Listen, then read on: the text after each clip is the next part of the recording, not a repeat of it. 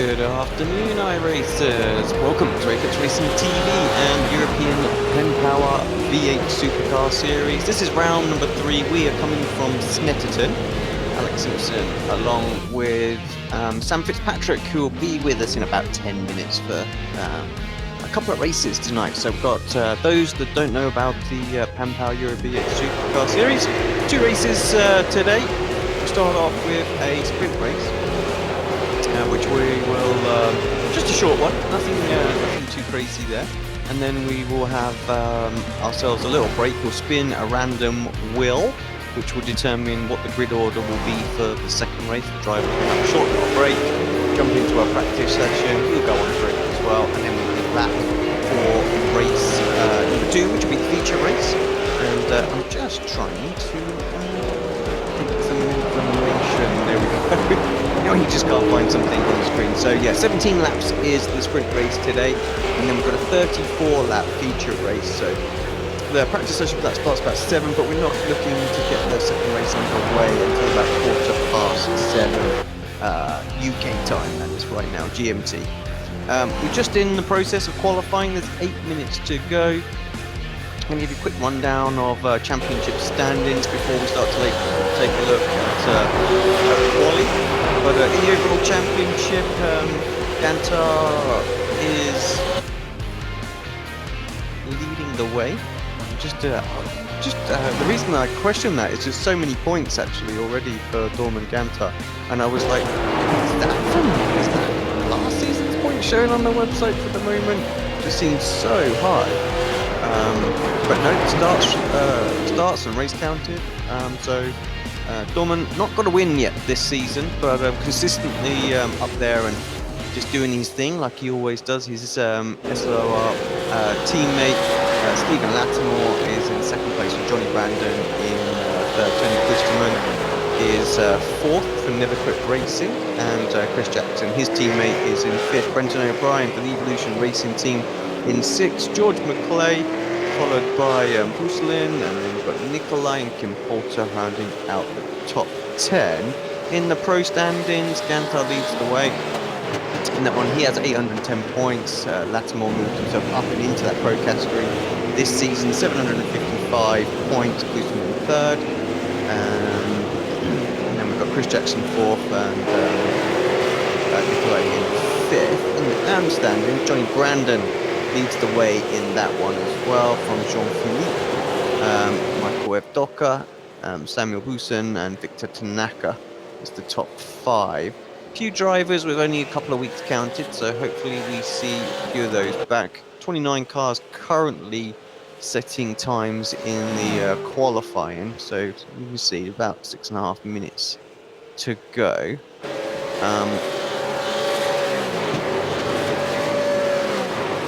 Just checking some of the other stats there, sorry, but yeah, no, so Snetterton, full circuit, this will be it's a very good race, I feel. Quite a challenge as well, the full circuit. Unfortunately, the mini-map is not working. I'm struggling to find the track ID number for this one. But yeah, we'll get that hopefully sorted for the next broadcast. But yeah, so the full version of the layout, those of you guys that watch British touring car will know this track very, very well. A couple of obviously famous corners, has gone through some revisions over the years, just to sort of extend it just a little bit rather than it being very, very short. Those of you that watch our channel regularly will know that the British touring car series, the VSR guys from iRacing, they were racing the MX-5s and the Cross cars here this week as well. So the races were good, also overtaken in both cars as well. So I think the V8s, they're going to struggle just that little bit more power to make sort of full use of the draft. I think the straights are going to be just a little bit short. They're still going to be accelerating quite hard, so they're really going to have to capitalize on mistakes and maybe force the drivers into errors. So qualifying that's going on right now is going to be so important. just have a quick look at qualifying. Like I said, we've still got 5 minutes to go, so plenty of time to get some laps in. But Johnny Brandon leading the way. He has obviously done some laps around here this week with being involved in the BSR leagues as well. So ideal week for him, where all 3 series he's covering are all at the same place. But yeah, so a 1:48.3 for him, and then it's Stephen Lattimore, Michael Levdoka, George McClay, Chris Jackson rounding out your top 5. Jamie McKnight. We've got Vlad Dorman, Steve, Stefan is your next 5 cars. Peter Bingham, Stephen Phillips, Nicolai, and then Kim Holter in 14th, Richard Warmington. So I'm just having a real look down any people who I think will probably move up. Tony Klosterman, I expect him to move up. Looks to be struggling here, 151 at the moment. Let's have a quick look and see what he's doing on the track as well, as he is out there right now.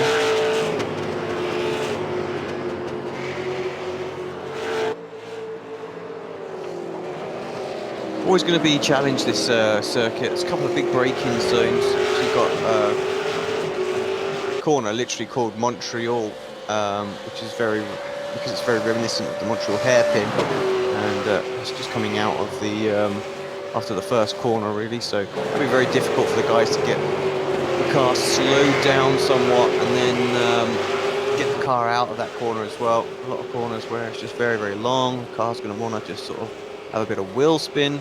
So yeah, it's going to be interesting. And Klosterman just disappeared for a second, so experiencing some connection issues, but he has made an improvement. He's jumped himself up and into 5th place with 3 minutes to go, so he's starting for a much better position. Jamie McKnight, a driver that I haven't seen in the series since I've been covering it, putting in a very good time there as well, 1:48.803. So great job from him. Alexander Kalahoff in 6th, another new face that I haven't seen, doing well out there.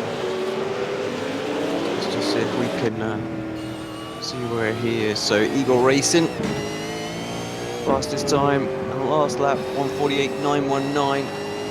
Let's just see what he can do.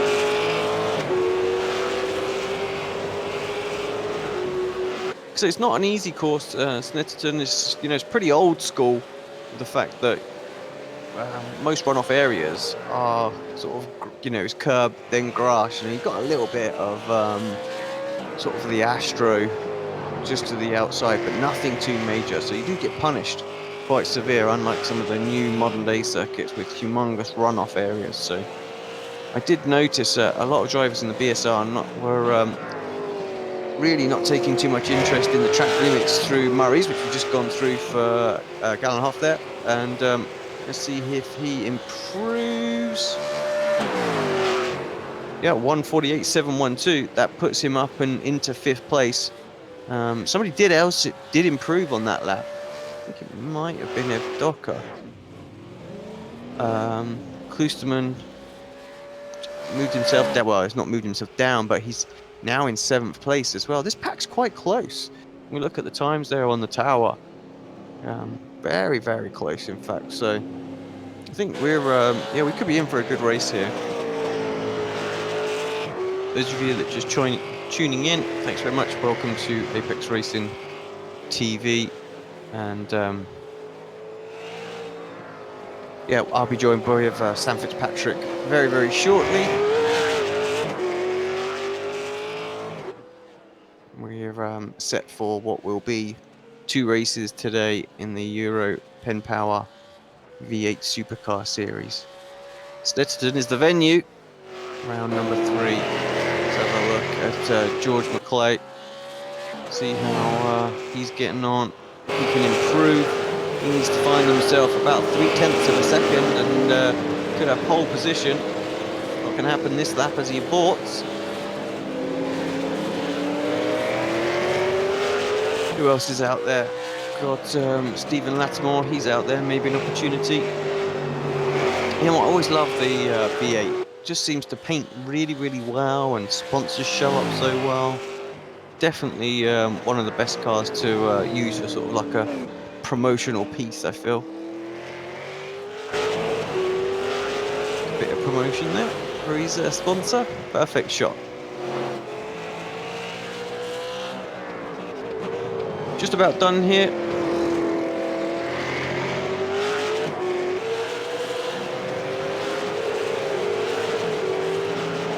Just waiting for the last few drivers. Is Latimer going to improve? Checkered flag is out, so final laps for everybody. Run you down the official standings. Stephen down the back straight. Swings it in through the left. We've got a tighter right before we head into sort of the final sector. Very, very long right-hander. Be particularly difficult in these cars. It's almost one corner, but not quite. Then we switch back for Murray's, which will be the final corner. Throw it over the curb somewhat, and try not to invalidate the lap with an off-track. Coming out of there, let's see if he can improve. No, doesn't. 148.7. Well, it's corrected time 148.736, but just a half a tenth slower than his best. So a good lap, but not enough to improve. Who else is still out there? We've got our championship leader. He's out there. He's just finishing up his lap. He needs to beat a 148.946 to improve. What can he do? Again, we're approaching the final sector. How does he attack Murray's? Try and get up a little bit more. The line is quite a way down the straight, so you really do need to get a good exit. Just a little bit of the curve on the inside, pushes him a little wide, but doesn't hit any. Oh no, was that the brake lights? I don't think it was. Just the way the screen flickered. What did he do? I think it might have been his brake lights actually, because the lap was invalidated. Didn't count, so he remained in 8th place for Dorman. I think everybody else is just about finish. Kip Stevens, well, that's not going to go too well. And I think that is it, as they would say. So, there we have it. Our final qualifying positions. Johnny Brandon takes the pole position with a 148.397. Michael Evdoka, second place. Just wow, 200, just over 2.5 hundredths slower. So that's going to be tight between the two teammates there. George McClay, 1, 2, 3 for those guys, 2 tenths off. Then we've got Stephen Lattimore, Gallohoff, McKnight, Kloosterman, Gantar through to 8th place. We're only half a second as well separating them. Jackson, and then what we'll do, we've got Vlad in 10th, Kim, then Stephen in 12th, Nubis, Bingham, Warmingham, and Phillips. Still like 1.6 seconds. That's close in that mid-pack as well. So I think we're going to see some good mid-pack battles here as well. Drivers are starting to get round, get themselves sorted out. Woodward, back of the grid, we've got Kip Stevens. He fancied having a little blast here. He did ask me what league was running here later. Right, let's get to the action. Johnny Brandon on the pole position. Just about to make his way to the grid. To find a decent camera angle. They're all from behind. What's going on? There we go.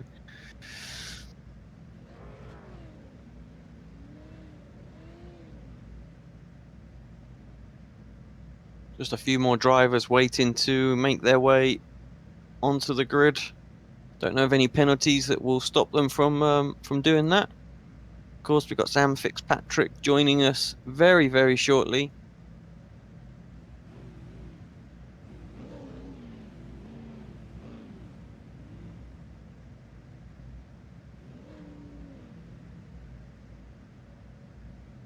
Just waiting for the last few drivers. Right, here we go then.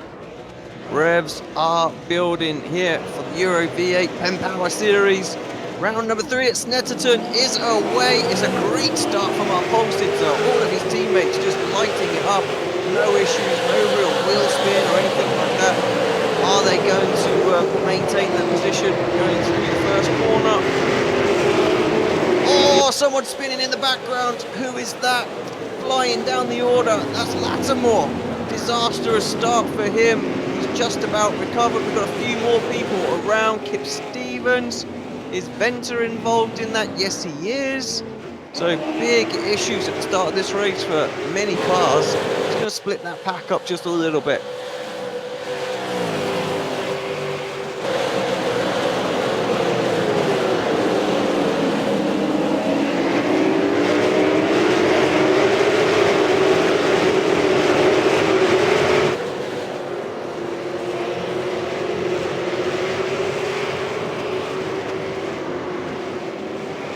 Right, just taking a quick look. Actually got a couple of people who didn't take to the start, but yeah, Richard Warmingham, he's really suffered. Steve Lavalley, Johan Venter, Kip Stevens. We've got Michael. No, that's Katie dropping down the order as well. Choose for Katie. But up front, it's a good start from Johnny Brandon and Ev Docker. McClay drops down. Galahoff comes up just a little bit.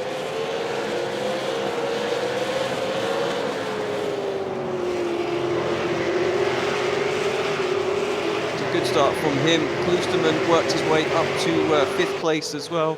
Apologies for the little stopping at the moment. We're just having a few technical issues getting Sam into the channel to be able to do the comms.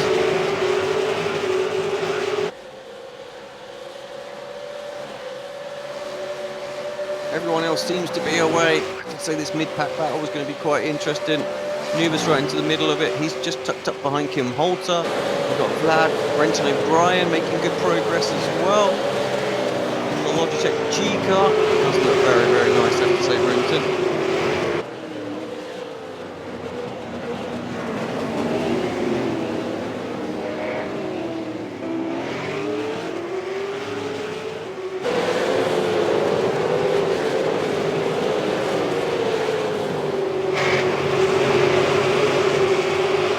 Might be joined by Sam Fitzpatrick.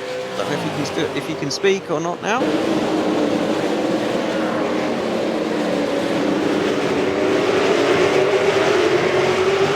Not looking likely. Sorry, guys.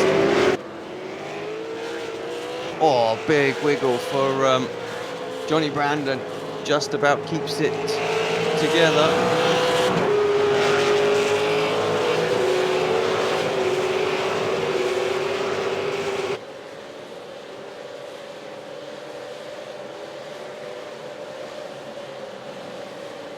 If you can hear me, Sam, let's jump over to the other service. We'll get ourselves up and running. Do want you in there.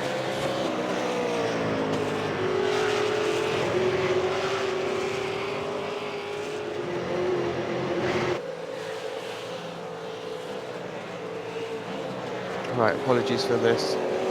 Johnny Brandon leading, Docker in second. Johan Venter is out.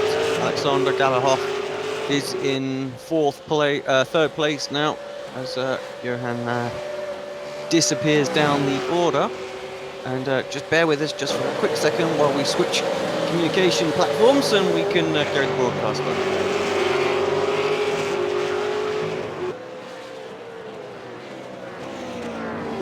Welcome, Sam Fitzpatrick, to the broadcast.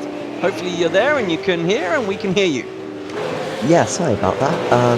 Yeah, because we were trying the Discord server, weren't we? But yeah, just had to sort out permissions and stuff. But yeah, seems like it's all sorted right now. Yeah, no problem, mate. Welcome anyway to the booth. And yeah, we had a little bit of an exciting start. Did you catch the start? I mean, I know you were sort of kicking around for a few minutes. Yeah, I saw. Yeah, I saw quite a lot of carnage, but I didn't see exactly who got caught up in it. But yeah, seemed quite manic. I wasn't surprised, to be honest. That turn 2 often creates a lot of chaos. But yeah, the front runners got through it okay, didn't they? So that's they seem to be okay. Yeah, there was I mean, Lattimore was probably the biggest name that dropped down the order. He started to recover now, though. Stephen in 17th place. So the sprint race, of course, only 17 laps today. gonna make it a little bit harder. But of course, the reverse grid could come in his favour. Maybe he can stretch away and win the feature race, of course. So it's not all lost for Steven. I still feel like he can get his way back to a top 10. His pace in qualifying looked very, very strong today. And yeah, what surprised me, Tony seemed to be struggling here, not enjoying this place at all. Canadian driver usually so strong. Got his teammate right behind him now, but dropped down. James McKnight, a new driver to the series, but certainly for me. And yeah, he seems to be going really well. So slowly starting to reel back in George McClay, who's losing the top 3 now. Oh, I think Christman's just gone off, so he's dropped a couple of positions there, but he seemed to struggle at Daytona as well. He was down the order, had a couple of issues, but yeah, a bit surprising that he's far down there, because at Mid-Ohio he was, of course, superb. He got pole and both wins, didn't he? So a bit odd for him to be down there, but I'm sure he can try to make his way back up in this race or the feature race later on. Yeah, just watching a replay of where Tony made his mistake. And yeah, just ran a little bit wide, didn't he? Nothing too major, but lost a couple of places. So his teammate Jackson and Dorman through. Not what he wanted. So I wonder if he's got limited prep time at the minute, or maybe an ankle of his or foot of his. You know, he had that injury end of last season. It's given him some jip again. So just not being able to put in the same kind of push that he was previously. What do you make of Snetterton? How does it rank as one of your circuits? Well, I only live about 20 miles away, so it's pretty much my local circuit. And yeah, I like it. I know a lot of drivers on the service don't particularly like it. It's a bit too fiddly for them, but despite the cost, they remade it about 5 years ago, didn't they? And added a few corners which perhaps people aren't big fans of, but it's still a challenge, and it's certainly in these cars it's not simple to get the power on and a lot of the corners. Yeah, any track days or anything like that? Do they do any experience days or anything you might have? Yeah, they do quite a lot actually. So yeah, quite an accessible circuit, which is good. Been down there a few times, but yeah, like I said, a lot of the drivers on the service don't particularly like it. It's very difficult to overtake as well. There's not really a long straight round here as such, so it is definitely a challenge to the drivers. But yeah, certainly one that you've got to practice a lot round to make sure that you're on the pace come race day. Looking at a little battle that's going on right now, Nikolai Wakachev. We've got Carsten, Steve Lavallee, and sorry, that's not right. That is Carsten, Steve Lavallee, and Brenton O'Brien having the battle right now. Way down, 18th, 19th, and 20th. And I said this pack would be quite close. I'm not sure what's happened to Brenton. He's dropped down the order a little bit. Can't see any damage on the car, but yeah, hoping to get some moves going and experiencing what you were talking about, how difficult it is to overtake that. Yeah, side by side between Carsten and Steve currently, and he's just going to go down the inside. Oh, a bit of contact as well. He just about kept the car going to Carsten, but he's got the inside line. He should be able to hang on around here, but he's going to be under pressure for this next couple of corners. And yeah, Steve coming down the inside again. Not too much resistance put up by Carsten, but he could perhaps hang around the outside, get the inside for the next corner. And we're going 3 wide, and Carsten just about hanging on. Oh, well, Lavallee making the mistake, and O'Brien got into him there, really. Nothing, it's just a racing incident, but fortunately it's damaged Brenton's car as well, and just as much Lavallee's. And he's front left, as I'm looking at it, right as it is for him. Yeah, and right old state. Has had a problem. So. Oh, Dorman, what's going on with Dorman? Get this one back, see what happened. Closing on Chris Jackson by the looks of it, and then we try and make a move. Is that what's caused it, or is it just an unforced error? A little bit of pressure from Boosterman, maybe. Oh, a little wiggle there. Tony having a look up the inside. Oh, and he just, I don't know if he took his eye off the ball there. All of a sudden he realised he just missed his braking point by an absolute mile going into Montreal, and yeah, he had to bail out of it to make sure he didn't hit Jackson. So good reaction, but I wonder if he was just looking behind as Tony poked his nose out just to have a little look, quick glance into the mirror, missed your point, and then he's like, oh well, it's a one-way ticket to the outside there, and he almost took Jackson with him, but good driving save that. Yeah, he certainly took the best of two options, like either go straight into the back of the car head or go onto the grass. So he's still he's down to 11th now, isn't he? So he's lost quite a bit of time, but that was better than smashing up the front of the car and ruining someone else's race. Galahoff running in third place. Again, not a driver that I've seen in this series. Did he race last week? Yeah, I think he did. I think he was around where he is right now. I think he was car fighting in the top 5-ish.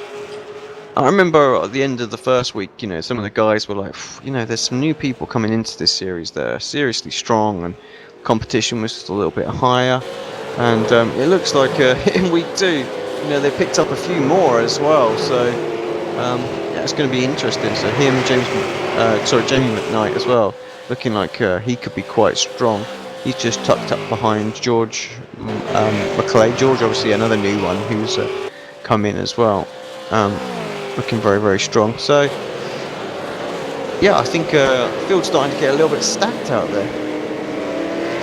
Yeah, definitely. The strength and depth in this series is absolutely terrific. Like, of course, we saw in the first round Tony Chrisman running away with it, but at Daytona and around here, there's really, there's 6 or 7 drivers which you look at who can potentially win the race, which is great to see. And these new drivers coming into the series, they're certainly improving that strength and depth.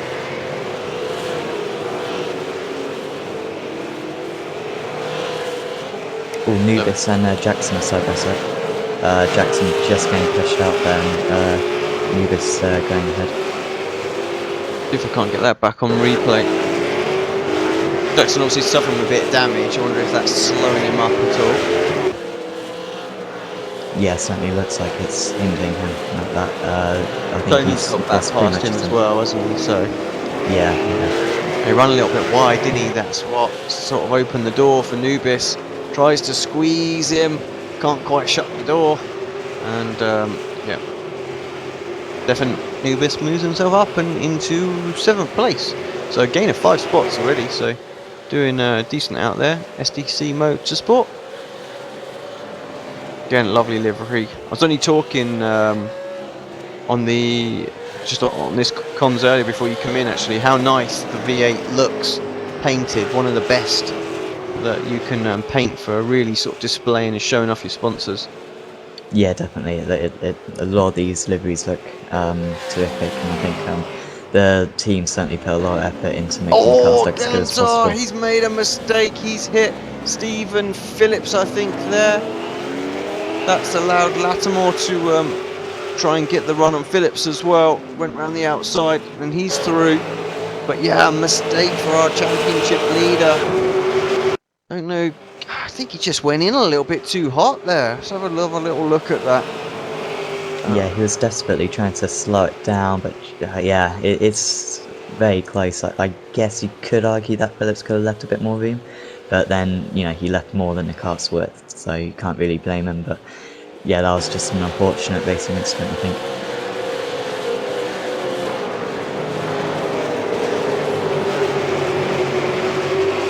Just having a little look at that back on replay. Yeah, pretty much as you called it. I think there'll be one driver who will be a little bit upset about it still. Yeah. Steve Lavalley, Brenton O'Brien, they're still going at it. Both of them with pretty damaged cars. Vortic dropped a couple of places now after that. Lattimore still only in 17th. It's really struggled.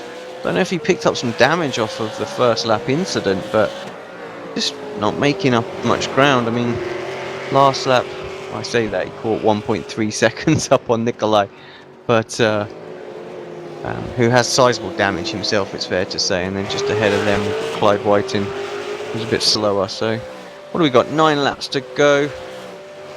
There's definitely not a top 10 on for Stephen anymore, but he might get himself a top 15. Yeah, maybe, but it's so difficult to overtake, and especially if the driver ahead defends, there's not really anywhere where you can go around the outside, so it's going to be tough for him to make up, get past Bogatev, so if he can get that done, then I think he'll be quite pleased, but then there's a 3-second gap to Clyde Whiting in 15th, so I think that's pretty much as far as he's going to get up. Lavalley out of the race. I think he's just retired on this one. Going to stop the car on the infield, yes he is, and jump back to the pits. So I wondered why all of a sudden he's dropping. Makes sense. Him and McKnight and George McFly. McFly, I knew I'd do it once. McFly. I said about it a couple of weeks ago, and yeah, he's doing a great job. Those two battling. Sorry, George.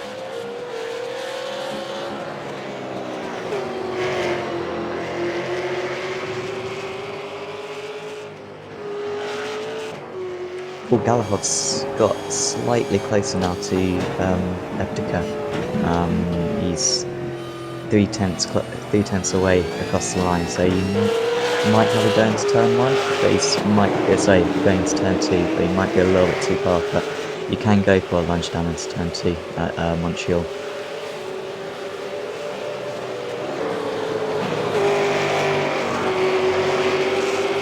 Look for that. There we go. I had one of those pesky Windows updates. It's reset all my settings, all my notification settings, and all of a sudden I'm getting bings here, there, and everywhere. So I do apologise for those on email. Hopefully we'll get them eradicated for the feature race. And we've got another visitor in the comms box. One Adam Barth joins us. Hello. Hot off covering the Winter Olympics, I believe.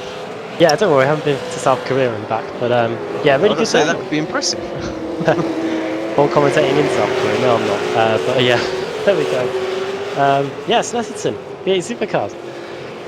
Yeah, well underway. We've got 8 laps left of the sprint race here. It's been we had an eventful start to the race, shall we say. We lost a few people, and yeah, there's been a couple of bumps and bangs here, and really just sort of confirming what Sam was saying at the sort of the start. It's just very, very difficult. Short runs and to the straights. These V8s so powerful that the cars never really get up to full speed. So people trying to make late moves or missing braking points seems to be how it happens. A lot of opportunity for cars to lock up as well. Yeah, those really slow speed corners, it's difficult to get these V8 Supercars to power out of them without generating a whole load of wheel spin. We'll run you through the race order then, just so I can have a look at it myself. Johnny Brandon leads. He's got a 1.5 second lead over Michael Evdoka. A few familiar names here. Then it's Alexander Galahov in 3rd. Then George McClay 4th. Jimmy McKnight in 5th. Tony Klusterman in 6th. Stefan Nobis in 7th. Then Chris Jackson in 8th. Kim Holter in 9th. And Vlad Zajankovsky rounding out the top 10. And the top 10 separated by half a minute. So there is a decent spread already over the cars inside the top 10 as the battle for 3rd is starting to heat up. Sorry, battle for 2nd is starting to heat up between Evdoka and Galahov here. Yeah, they've been sort of back and forth all race now, and yeah, I've just been waiting for Alex to make a move. Really, he's not stuck. Sticking his nose out once. Well, not going to do it there either. There's a massive drift coming off that. Just about holds onto it. Looks good. Probably wasn't quick for him though, as he dropped a couple of tenths just in that one section alone. And Sam, you've been talking about this circuit and how tough it is. Whereabouts would you say the main overtaking point here? Well, probably into turn 2, just because the braking zone is so large. There's an opportunity to go for the dive down into the corner, and if you can get the other car to turn out of the corner, that's always a possibility. You can really catch them by surprise. Apart from that, it's really difficult unless the driver ahead makes an error. Maybe going into turn 1 is a possibility, but it's really difficult to make the move out here. Apart from turn 2, yeah, the drivers are going to have to get inventive, aren't they? Yeah, definitely, and just lining up the move for some spaces like you need to look for where the car ahead is, perhaps a little bit slower, maybe get the run out of that corner and go for a move into the next. But yeah, going to be difficult for Galahov to make this move, because I think Evdoka hasn't got much less speed than him. So yeah, going to be difficult to get that second place. Well, it's another classic Ford versus Holden battle here, and Evdoka in the Holden and Galahov in the Ford Falcon. The V8 Supercar season itself is just over a month away, with the Clipsal 500 down in Adelaide. Let's have that back, and of course NASCAR is back as well this weekend. It's all systems go in terms of motorsport, as Galahov has a huge wiggle there on the exit of the long left-hander. Same place, the brakes. Yeah, same place as last lap. Yeah. So just starting to punish those tyres. It's going to hurt him come the feature race, isn't it? Doing that. New to our coverage, we do have a sprint race and a feature race. This one's 17 laps, and then we'll be back for another session, a feature race around the circuit with a pit stop included, or is it just the long feature race? I can't remember these. Yeah, no, I think they'll do a pit stop in there. 34 laps, so basically double the distance. Fully expecting the guys to pit. Not for fuel, probably for tyres as well, because as you can expect in cars as powerful as this, they are going to run out of rubber pretty quickly as they go down. I wonder about the fuel. I wonder, they might actually have to have a little splash of fuel, but I think it's mainly going to be for tyres. Yeah, I heard from one of the drivers that there is definitely going to be a stop, but I wasn't sure if that was tyres or fuel, but I assume it's going to be fuel. At Daytona we saw 3 stops, I think, for a 1.5 hour race, so I assume they're going to need to take fuel. There we go. And it'll be the person that masters the strategy the best that will be coming out on top in the second race. Over line we go, and 5 laps to go now, lap 13 to 17. Some decent lap times still being put in by the drivers here. Johnny Brandon doing a 49.6, 49.6 as well for Evdoka in second. Galahov just a few tenths of a second slower, but still keeping the Holden within his sights. We'll look a bit further down the field, and it is pretty much spread out now. They're good about going on for a spot inside the top 10 here. We've got Vlad Zajakovsky and Domen Gantar, both racing from Central and Eastern Europe, the iRacing club there, and both driving in Holdens. And a part as well as Alex about this track is that there is just as much opportunity for slipstreaming in these cars, and the drivers are going to have to try and gain all the time they can through the corners. That's it, yeah, exactly. Got to be done the old school way, isn't it? So get that going, and hope for drivers to have a little mistake. If there's a little wiggle coming off the corners, you can get a run and get alongside. That's when you've got to jump through. Those opportunities aren't going to come. I'm looking at Vlad Dorman having a little battle, 10th and 11th place. I think Dorman's really struggled here to move forward. I mean, his lap times show that he is capable of moving, I would say, well into the top 10, sort of around about 6th or 7th based on what the guys are doing out there. So it's got the speed, but just can't seem to get past. Yeah, they've just gone through Oggies now and onto the Bentley straight. Gantar carrying a lot of speed for that final pass of the 300 layout, and now onto the Bentley straight, and you can see that he is slowly gaining on the orange Holden in front. Not able to get it, just not going to be close enough as they go into Brundle and Nelson here. Now into the bomb hole and into Coram. Whoa, big of a wiggle there again from the Holden of Vlad Zajakovsky. Trying his best to keep himself in front. He's got 4 laps to try and do so, but it could be on here as they go through Coram and into Murray's a final corner. This could be the opportunity for Gantar to set him up. Here we go, onto the front straight, and I think Sammy's got him right where he needs to be. Yeah, definitely. That he could perhaps just slot in behind, maybe wait till turn 2, but he's going to go to the outside, maybe go all the way around the outside here. Yeah, he's going to try it. Right on the edge of the circuit, he's going to have the outside for turn 2, which is going to be very difficult for him to manage. Probably so late on the brakes, and he's done it, to be fair. Although he's a little bit wide, he should get a better exit though, so that was a really good move from Gantar. He set that up perfectly on the final corner, and then took the outside line into turn 1, and really good on the brakes in turn 2, so impressive that from Gantar up into the top 10. Great move there by Domen Gantar, placing the top 10 now is his, and now he's just got to try and keep Vlad behind for the remaining 3.5 laps. And Alex, that's been a move that's been building up to for pretty much the entire race. Yeah, just had to get all the timings right. Oh, 2 wheels for Galahoff there as well. Massive moment. Thought the V8 was all about 2 wheels as we have back market going slow. But yeah, it didn't seem to react too well as it come off there. I didn't lose too much time, about 2 or 3 tenths, nothing much, and already started to make that back as they head through Morris. Yeah, you see these V8 supercars in real life. They go to tracks like Surfers Paradise, and they seem to tackle the curbs well there. And the same with Bathurst as well. There's some pretty big curbs there too. So you'd expect the V8 supercars here to be pretty good around them. And yeah, only a few tenths per second being lost. As we're now on lap 15 or 17, third to last lap. We get to the line. There'll be 2 laps to go here, and the battle for second place still hasn't gone away. There's just 6 tenths of a second now between Evdoka and Galahov. And Alex, this is probably the toughest part of the race now. You've done everything you can to stay in these positions, and now the tyre wear is just slowly starting to creep in, and maybe even concentration as well. Yeah, I think they'll be alright on the concentration front. The longer race, that's where it's going to start to come in. 'Cause it's going to be over an hour.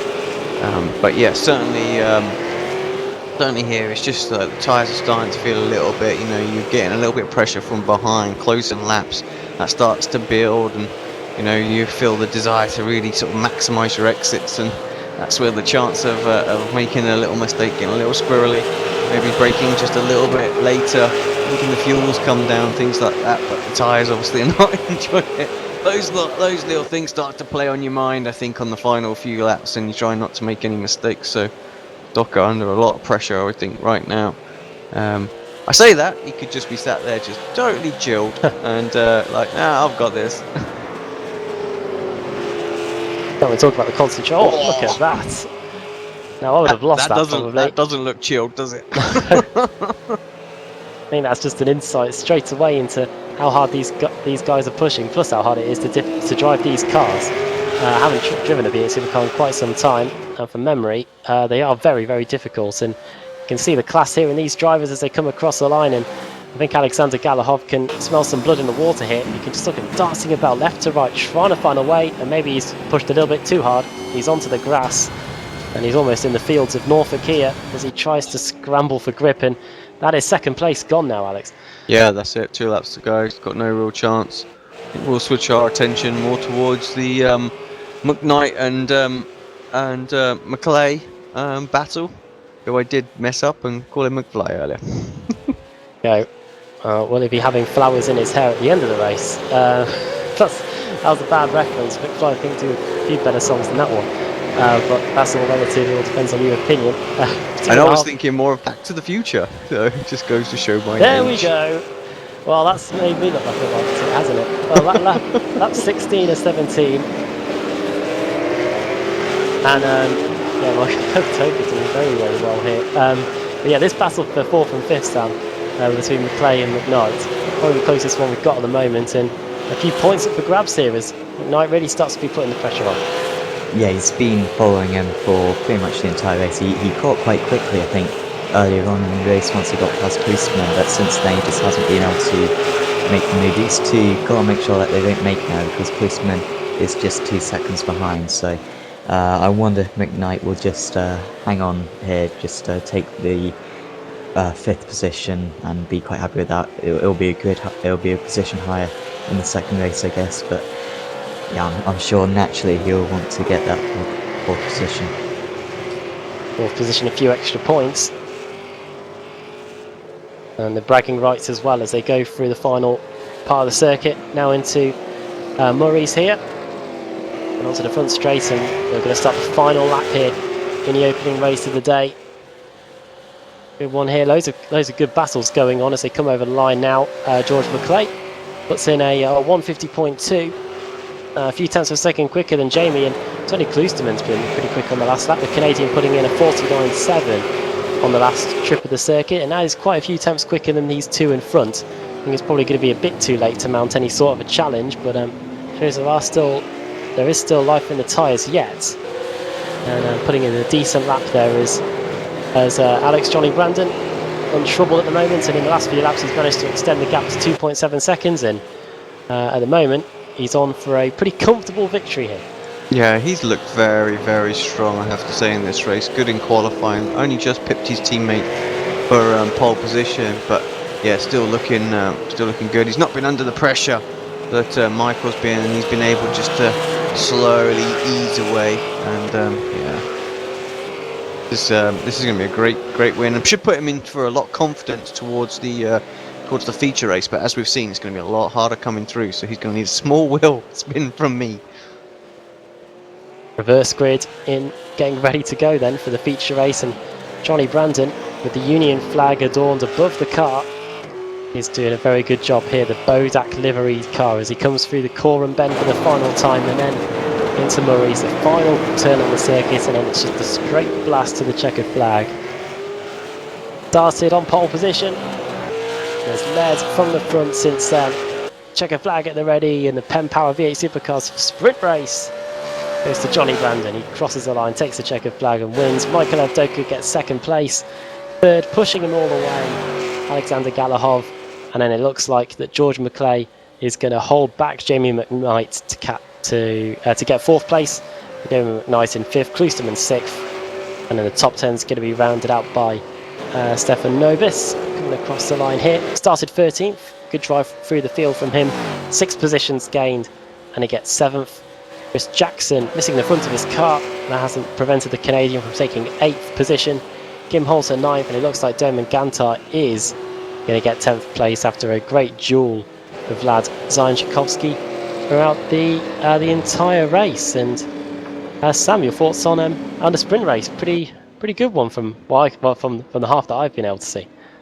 Yeah, it was kind of all very much like a coiled spring, I'd say, ready to suddenly explode. But it never quite happened in the end with that battle with Evdika and Galahov. To be fair, Galahov tried everything he could have done, and that mistake, it was pretty much the end of his fuse in terms of all of his ideas. But it was still a good effort from him. And Johnny Brandon, like Alex said, was very strong in that race. And it's going to be interesting to see if he can overtake in the second race, because a lot of other drivers struggled to. And that's what's going to help with the reverse grid, because we're going to have to see the fast cars working their way through the field. A late change of position in 20th place. Katie Rose Taranto moving up into 20th position, getting past Richard Warmingham, I believe, on the final lap of the race. That's a good race from Katie, because 6 positions gained in a field as close as this isn't too shabby. And in the end, we had 22 cars finishing on the lead lap. So we're running through the finishing order then from the opening race of the day. Don't forget the feature race still to come. Johnny Brandon wins, pole position, fastest lap, and race victory.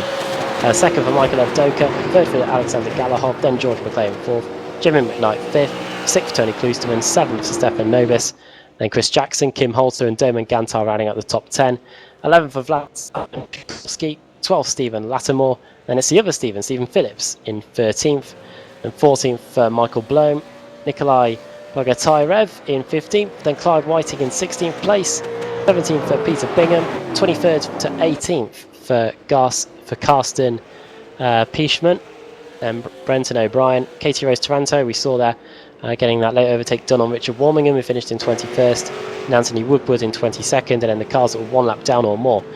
Bill Svitzer, then Kip Stevens a lap down as well, car 000, then 007, Johan Venter finishing in 25th, 2 laps down, Steve Lavallee in 26th, Anna McNally 27th, 14 laps down, Michael Frost 16 laps down, and the 2 cars that didn't take the start, Robert Lundgren in 30th, and in 29th place we had Ronald Vanu Trecht.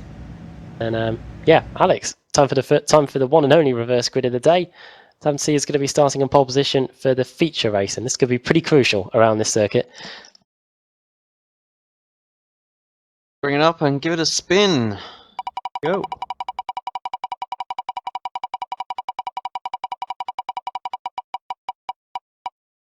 Still got, oh, we've just missed a fall, and it is 13th. Very small reverse grid, and it's going to be Stephen Phillips that's going to be starting on the front row. In fact, it's an all Stephen front row with Lattimore starting in second, then Vlad Zajankovsky third, Damon Gantar fourth, and Kim Holter starting in fifth. And of course, our race one winner, Johnny Brandon, going to be starting down in 13th place. So we'll see if he's got the pace to get further forward in the second one. He's going to have plenty of time because, as Alex mentioned during the race, it's going to be double the distance, 34 laps, just over an hour. Plus, we're going to have the pit stop strategy as well. So all the right reasons for you to come and join us after the break here on Apex Racing TV, as we'll be bringing you the second race of the day here in the PenPower European V8 Supercars Championship at Snetterton.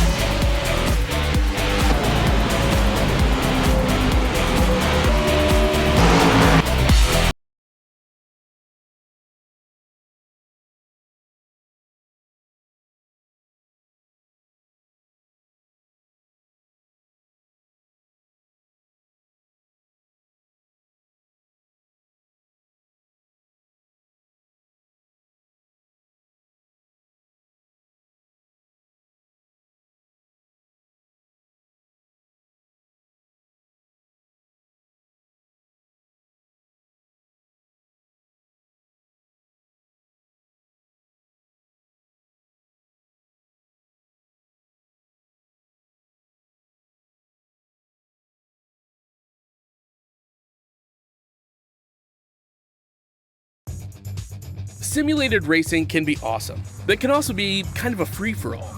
Interestingly, auto racing faced the same problem in its earlier days. Whether it was on the back roads, the beaches, or the city streets, the racing was fun.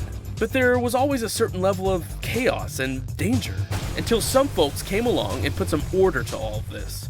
Stuff like official racetracks, regulations about weight and equipment, and enforcement of standards. That's what gave us high-speed excitement, fast-paced action, and photo finishes. That's when racing became racing. The guys over at iRacing.com have made the same transformation in the world of sim racing. Sure, they've got the most accurate tracks and realistic cars out there, but that's just the start.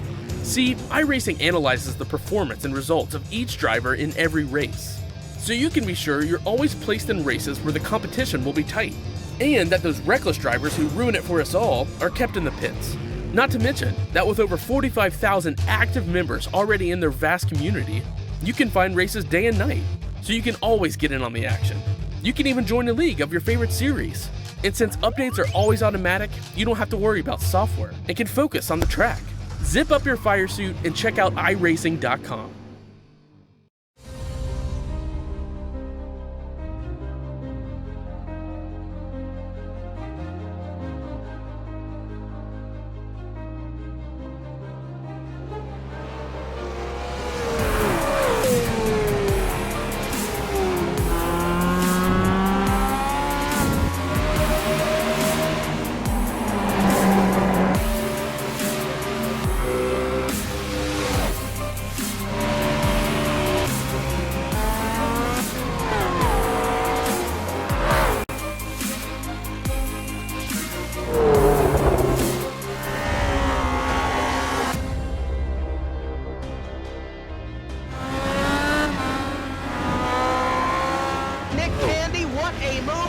The outside contact made. 56 slides it into 4. Who's going to be at the stripe?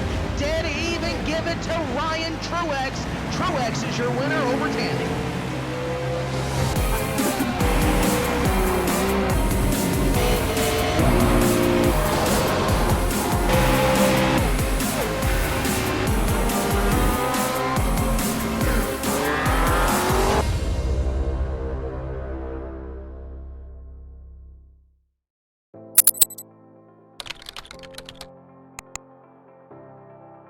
iRacing.com is a sim racing game that combines a true-to-life racing experience with an online community of virtual racers from all over the globe. iRacing offers a multitude of officially licensed cars and tracks, laser scanned with millimeter accuracy. Their car models and mechanical systems are based on real-world physics and engineered in cooperation with manufacturers and race teams.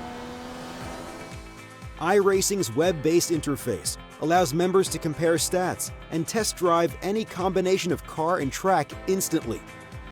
Their skill license system ranges from rookie to pro, ensuring members are always pitted against those with similar skill sets. Members are able to sign up for a weekly race series, compete in time trials, host a private race with friends, and participate in racing leagues created and run by the community. With over 60,000 members, iRacing works in partnership with renowned motorsport organizations like SRO Motorsports Group to deliver virtual races based on the real-life Blancpain GT series. iRacing's Blancpain Endurance Series features team racing, giving members the ability to build a team and participate in races ranging from 3 hours to 24 hours. Additional partners include NASCAR, IMSA, V8 Supercars, IndyCar, allowing members to race in their very own 24 hours of Spa, Bathurst 1000, Daytona 500, and many more. iRacing.com, delivering the most authentic racing experience short of getting into a real race car.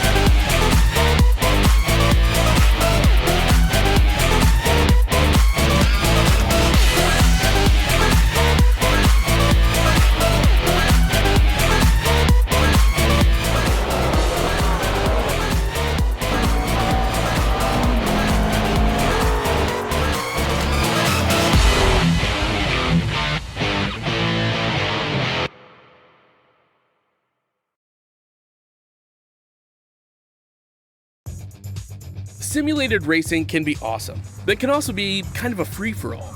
Interestingly, auto racing faced the same problem in its earlier days. Whether it was on the back roads, the beaches, or the city streets, the racing was fun. But there was always a certain level of chaos and danger, until some folks came along and put some order to all of this. Stuff like official racetracks, regulations about weight and equipment, and enforcement of standards.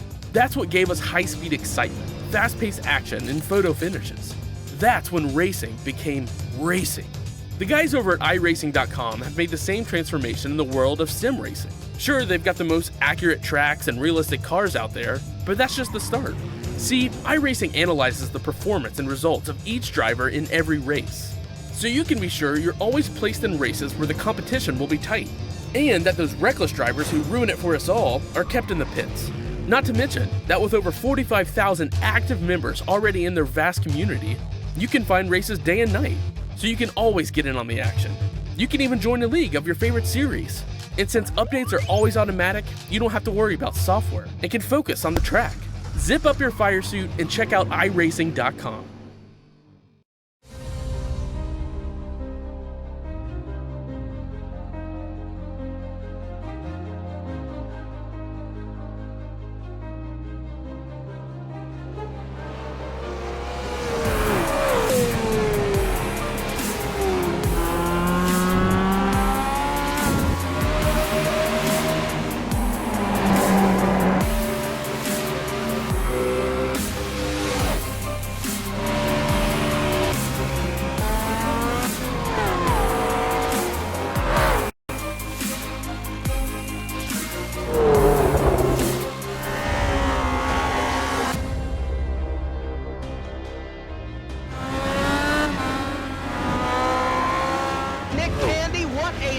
Truex in the outside, contact made, 56 slides in at a 4, who's gonna be into the stripe, dead even, give it to Ryan Truex.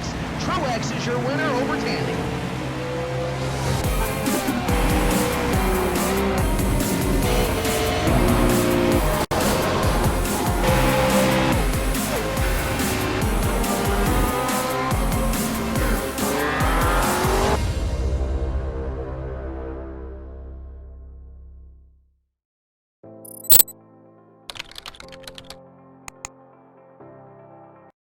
iRacing.com is a sim racing game that combines a true-to-life racing experience with an online community of virtual racers from all over the globe.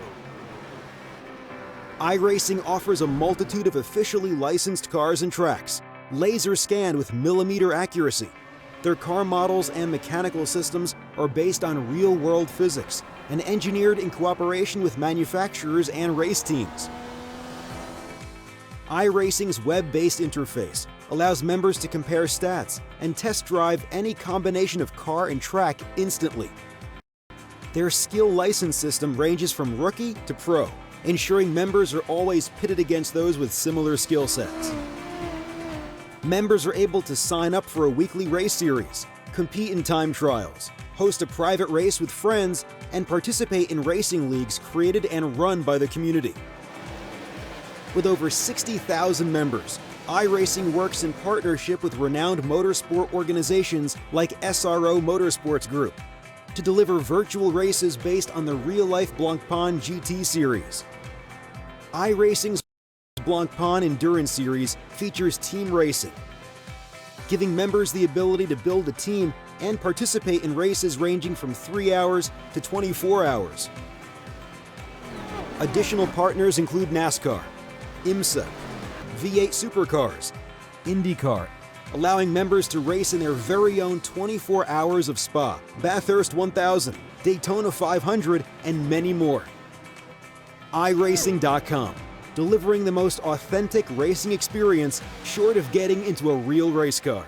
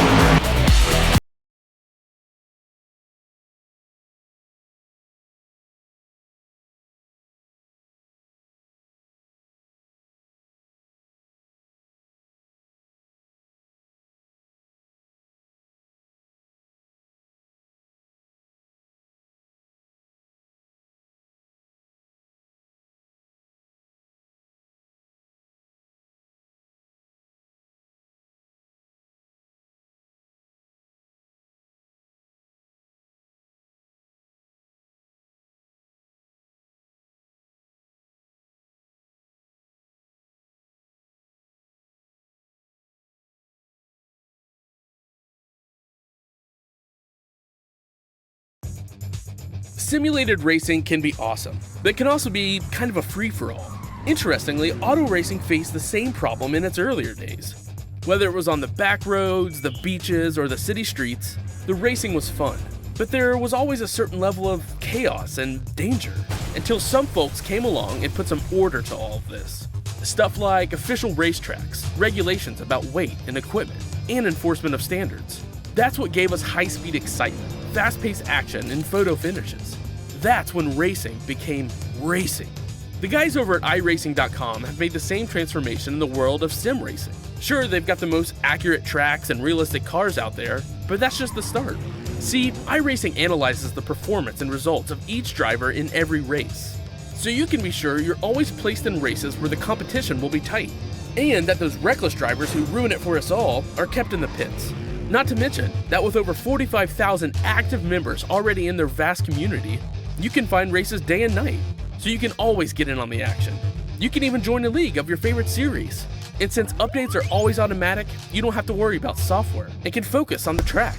Zip up your fire suit and check out iRacing.com.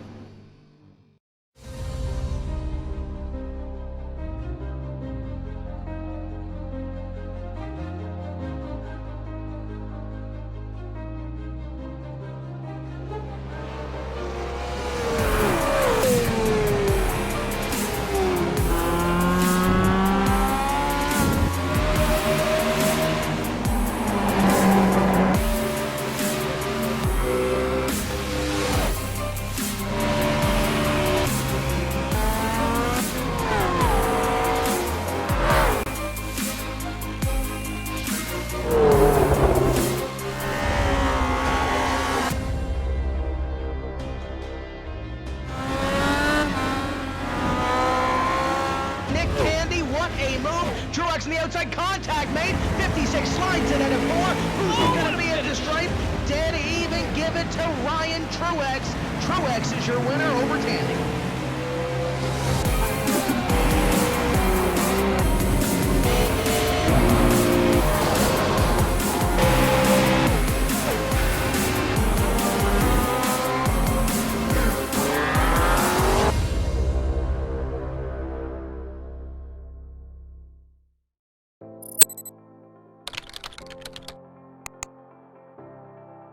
iRacing.com is a sim racing game that combines a true-to-life racing experience with an online community of virtual racers from all over the globe. iRacing offers a multitude of officially licensed cars and tracks, laser scanned with millimeter accuracy. Their car models and mechanical systems are based on real-world physics and engineered in cooperation with manufacturers and race teams. iRacing's web-based interface allows members to compare stats and test drive any combination of car and track instantly. Their skill license system ranges from rookie to pro, ensuring members are always pitted against those with similar skill sets.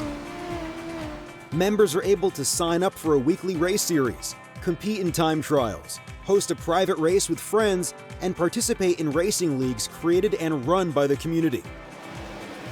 With over 60,000 members, iRacing works in partnership with renowned motorsport organizations like SRO Motorsports Group to deliver virtual races based on the real-life Blancpain GT series.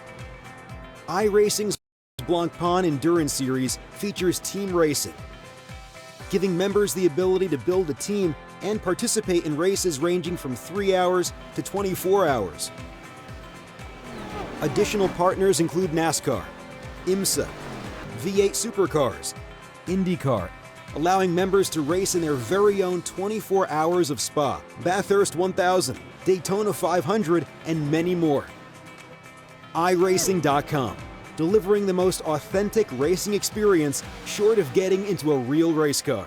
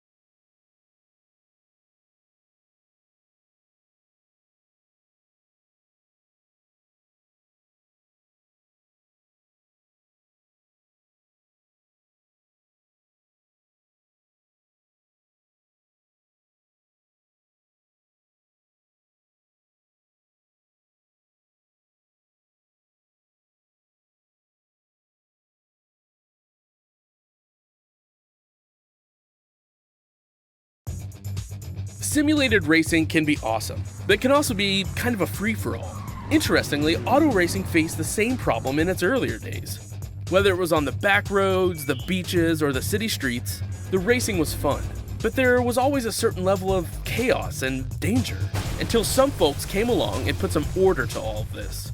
Stuff like official racetracks, regulations about weight and equipment, and enforcement of standards. That's what gave us high-speed excitement, fast-paced action, and photo finishes. That's when racing became racing. The guys over at iRacing.com have made the same transformation in the world of sim racing. Sure, they've got the most accurate tracks and realistic cars out there, but that's just the start. See, iRacing analyzes the performance and results of each driver in every race, so you can be sure you're always placed in races where the competition will be tight, and that those reckless drivers who ruin it for us all are kept in the pits. Not to mention that with over 45,000 active members already in their vast community, you can find races day and night, so you can always get in on the action. You can even join a league of your favorite series. And since updates are always automatic, you don't have to worry about software and can focus on the track. Zip up your fire suit and check out iRacing.com.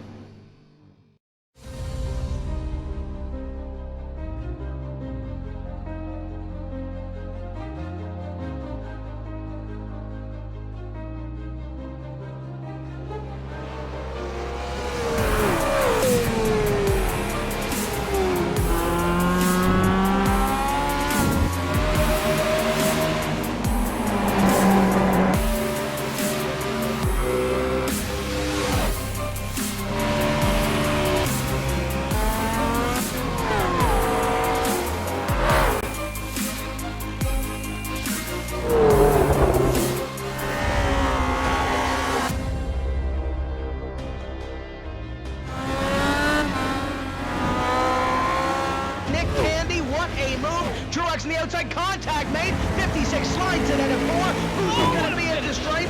Dead even, give it to Ryan Truex. Truex is your winner over Tandy.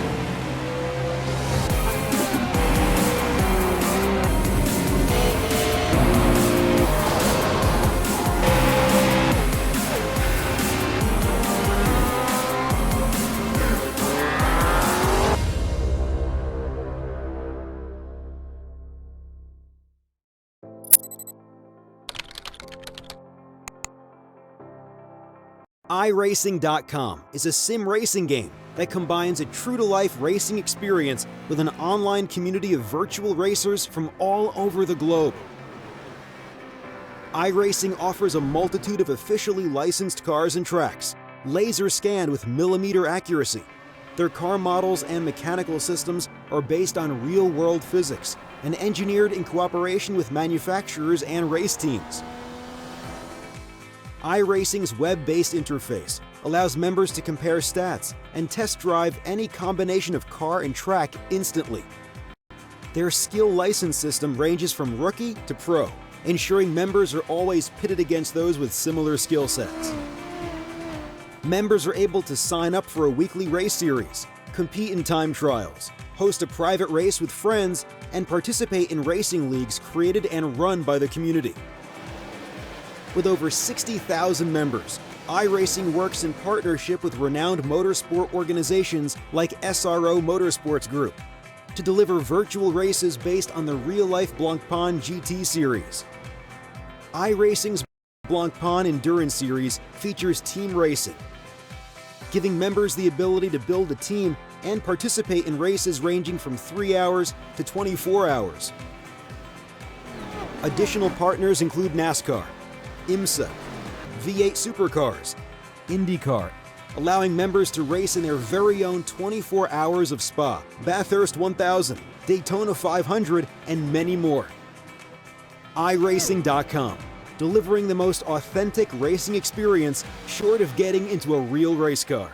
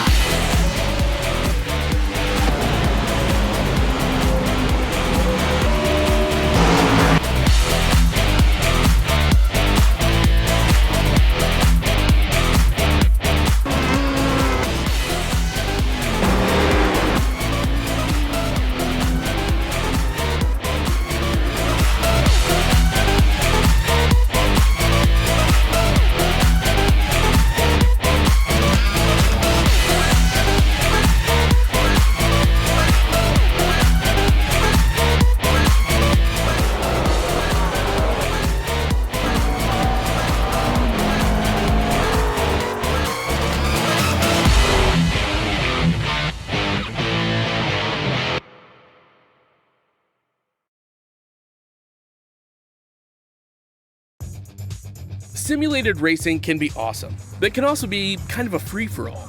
Interestingly, auto racing faced the same problem in its earlier days. Whether it was on the back roads, the beaches, or the city streets, the racing was fun. But there was always a certain level of chaos and danger, until some folks came along and put some order to all of this. Stuff like official racetracks, regulations about weight and equipment, and enforcement of standards. That's what gave us high-speed excitement, fast-paced action, and photo finishes. That's when racing became racing. The guys over at iRacing.com have made the same transformation in the world of sim racing. Sure, they've got the most accurate tracks and realistic cars out there, but that's just the start. See, iRacing analyzes the performance and results of each driver in every race, so you can be sure you're always placed in races where the competition will be tight, and that those reckless drivers who ruin it for us all are kept in the pits. Not to mention that with over 45,000 active members already in their vast community, you can find races day and night, so you can always get in on the action. You can even join a league of your favorite series. And since updates are always automatic, you don't have to worry about software and can focus on the track. Zip up your fire suit and check out iRacing.com.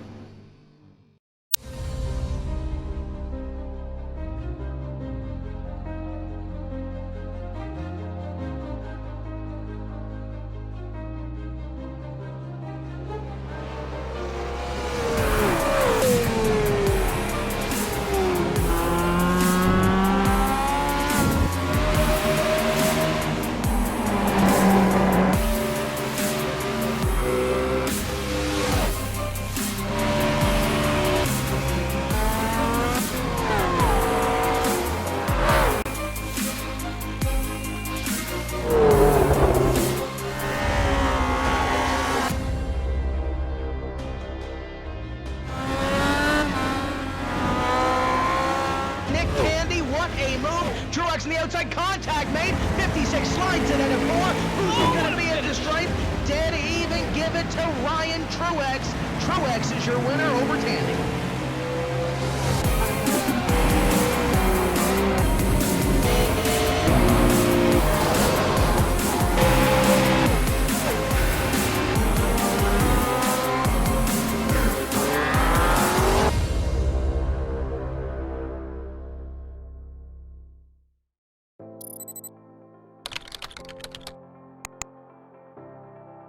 iRacing.com is a sim racing game that combines a true-to-life racing experience with an online community of virtual racers from all over the globe. iRacing offers a multitude of officially licensed cars and tracks, laser scanned with millimeter accuracy. Their car models and mechanical systems are based on real-world physics and engineered in cooperation with manufacturers and race teams. iRacing's web-based interface allows members to compare stats and test drive any combination of car and track instantly. Their skill license system ranges from rookie to pro, ensuring members are always pitted against those with similar skill sets. Members are able to sign up for a weekly race series, compete in time trials, host a private race with friends, and participate in racing leagues created and run by the community. With over 60,000 members, iRacing works in partnership with renowned motorsport organizations like SRO Motorsports Group to deliver virtual races based on the real-life Blancpain GT series. iRacing's Blancpain Endurance Series features team racing, giving members the ability to build a team and participate in races ranging from 3 hours to 24 hours. Additional partners include NASCAR, IMSA, V8 Supercars, IndyCar, allowing members to race in their very own 24 hours of Spa, Bathurst 1000, Daytona 500, and many more. iRacing.com, delivering the most authentic racing experience short of getting into a real race car.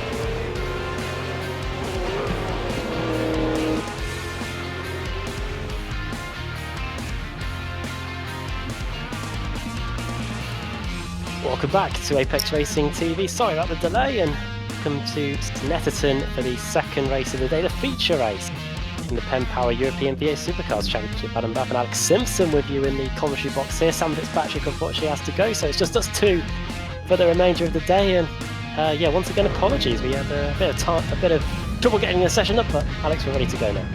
Yeah, do you know what? It was appropriate, wasn't it? Because while we were off, what we didn't realise is that I run two connections here, and my gaming machine, the one that connects to iRacing, well, that went and had a disconnect as well. We lost the internet there for about 2 or 3 minutes, so we were able to get that back up and running, and didn't happen in the broadcast. Right, who's on pole, Adam? I'll tell you in a sec, it's Stephen Phillips, I think. No, it isn't. It's Vlad Sanchikovsky. There's Stephen Phillips, we're away! He's scrambling for grip as we go to the first corner, which is everyone trying to find a way to track it. This might not go well as we go to the first corner, but it is Phillips that leads. Second, that's more. Third, Sanchikovsky, car off. That is Damien. Oh no! And hold on. As he tried to rejoin as well, there was another car. Let's see, he's in the rough, literally. Come on, get back on the fairway. There we go. Running through the fields of wheat, and yeah, from 4th position down to 27th position, just behind Kip Stevens. So not the start that Dylan Gantar wanted. He's got a really tall order now, try and get back towards top 10. But meanwhile, Stephen Phillips leads second. Stephen Latimer, two Steves away here. And Vlad Sanchikovsky on for Katie Alex. Katie goes Taranto. And she is around at the left-hander there. What happened for Katie there?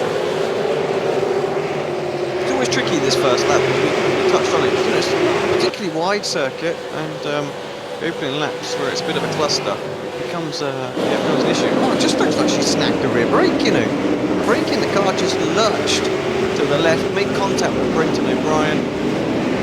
Gutted for. That should be, and yeah, I'm sure Brenton will be as well. Does Brenton have any damage? He's towed. Oh god. So yeah, so that's suspension damage then, I would imagine, for Brenton. So not the best start from those two. It's got worse for Stephen Lattimore. He was running in second place. He snags a curb on going into Brundle. Nelson, and yeah, he's now way down the order. He's going to end the lap in about 12th place. Massive height on that, and yeah, the V8's just not settling down here, are they? Like we're so used to seeing them do off these big curbs. Very, very hefty sort of reaction. Loads of time. A lot of time lost. Yeah, he's down to 11th. He has gained a few positions back though since the start of the lap. See if he's able to get any more. Too wide here. This is Alexander Galahov.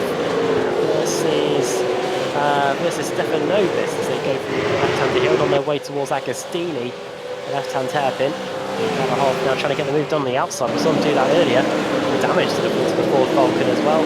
Swoops around the outside. Galahov there. Sorry, Nobis there, and yeah, Galahov through into 7th position. 4 positions gained. And Johnny Brandon, the race 1 winner just in front of him, has gained 7 positions as well. So they seem to have dodged the bullets that were being fired at them in the opening lap, and they're now starting to get towards the top 5 now as we're 1.5 laps into this one. Yeah, it's crazy actually. It was a short, small reverse anyway, wasn't it? But still up 5 places in 1.5 laps, or even 2 laps now. Pretty decent for Brandon. So just showing that definitely got some pace. It's going to be a little bit tough for him to get past Jamie McKnight now in front of him, and Houston and Jackson. So 3, 4 fairly quick drivers now as well. So that should stem his charge a little bit, maybe. 2 Canadians inside the top 5, both teammates, Chris Jackson, Tony Cliston. Strong pedigree at the Winter Olympics, of course, which have just started today. Don't think they got any medals. I'll have to double check on that. Well, I should know, shouldn't I? There's Jackson looks at the inside into the first corner. Holden v Holden here. Sanchikovsky in the PenPower looking car. Tries to fend off the sim ability looking car with Chris Jackson. Had to go a little defensive, didn't he? Not too much, but just enough just to cover it off a little bit. Look at that Doka. Looks like he's just overtaken somebody. That's Avdoka through into 9th place. It was 10th at the start of the lap. He's just got past George McClay, so the runner-up in race 1 of the position. See if I can find that on replay. There it is, tucked up behind at the moment. So Clay's teammate, of course. So I'm guessing he got a run, and there's not an awful lot of defence going on. It wasn't really much of a run. It was just a bit of a late move. He kind of said, "Well, I'm coming through." Move.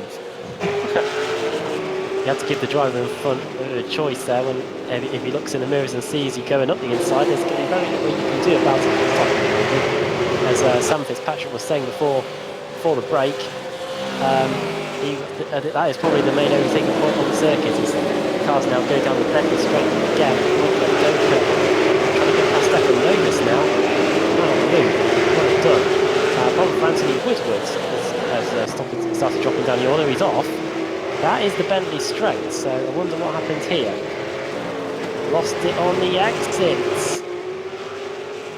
Very bizarre incident there. Looks like he might have just put a little bit too much power down. It's hard to tell. Yeah, again, just looking at a replay, see what happened. I just missed it. Yeah, Brendan not happy with the mistake from Katie. I'd say it was an honest mistake. It wasn't an attempted overtake or anything like that. It was a mistake on the brakes, and fortunately, she was a passenger as well.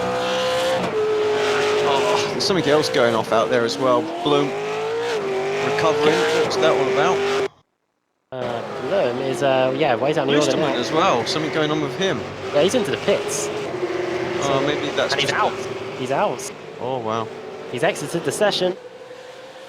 And that is the end of things for him. Michael Bloom lost it in Murray's, the final corner. So Tony Kloosterman, the Canadian, was running up inside the top 5, and he's called it a night. Same for Brenton O'Brien as well. Yeah, unusual. Tony gets his repair, so didn't see anything major. Richard Warmingham dropping down the timing sheets as well. This could be a received throughput or something, because it looks like it disappeared completely. So that could be the end of him as well. He had a good start to the race as well, up to 14th place. Received throughput. So they are dropping like flies here in the early stages of this one. One fast repair in this series. So that does give them a little bit of a chance of fighting back. Yeah, obviously the session got going a little bit later than expected, so I wonder if some of them have got things they've got planned or whatnot, so just sort of did the start. And you are exactly right. Yeah, Tony Kloosterman just putting in the Discord that he did just enough laps to get a point, and then called it a night due to a prior commitment. So the late running of the session resulting in Tony Kloosterman not failing to complete this race. Problem for Woodward as well, he's into the pits. What's going on for him? Yeah, he had a crash on the Bentley straight, and had to tow back to the pits as a result. So Anthony Woodward, another car that's going to have to sit and wait and get their fast repair and get back out on the circuit. Probably too early to, once you're back in the pits, Alex, get a bit of fuel and tyres and see if you can roll the dice with strategy at all.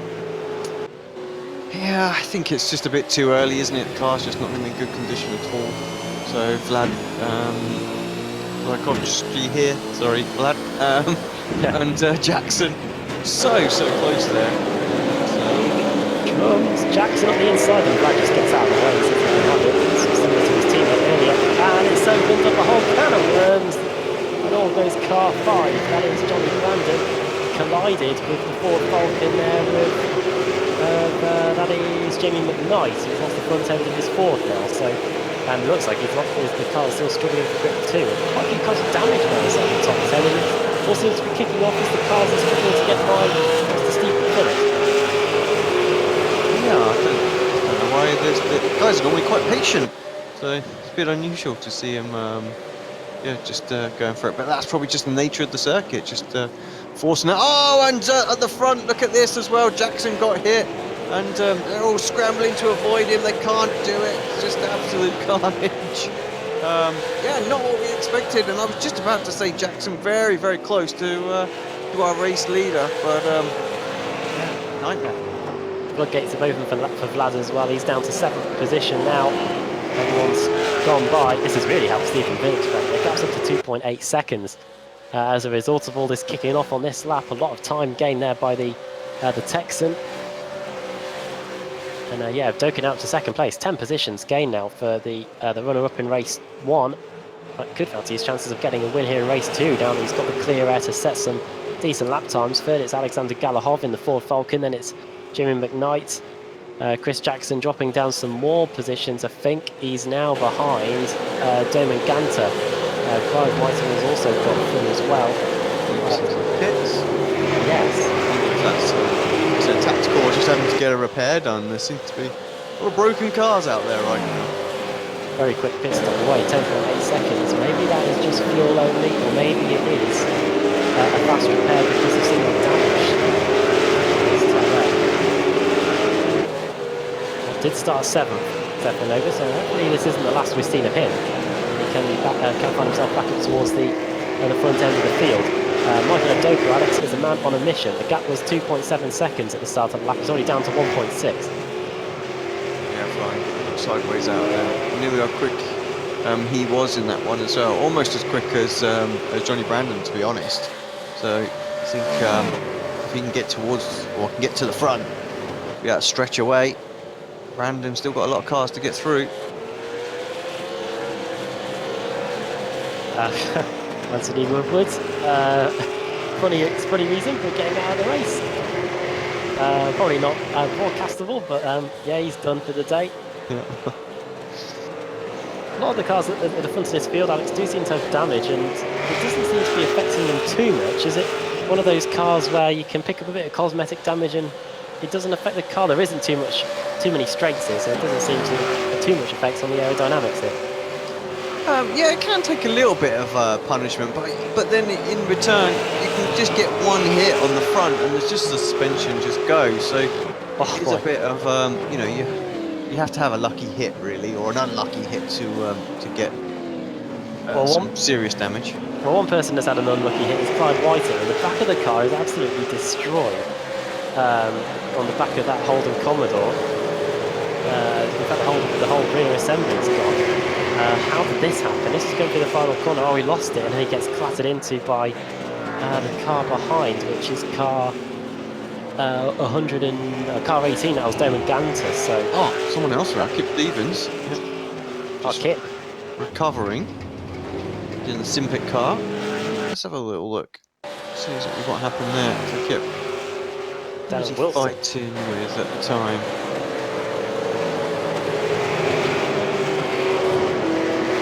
I want to say that was Carsten, isn't it? It's Carsten in the yellow car. Oh, he makes a little sideways wiggle. Kips gets by and then lights the wheels up trying to complete the overtake. It's like, oh, yeah. He'll be gutted that we got that one. Yeah, a few positions lost, but he's still 5 positions higher than where he started. Meanwhile, the battle at the front got 3 cars now separated by just half a second. And Stephen Phillips, it looks like he might lose the lead through Coram. Up the inside goes Avdoka, a bit risky. Phillips needs to try and slow the car down. He's going to go back up the inside here. That's great. Around the outside he goes.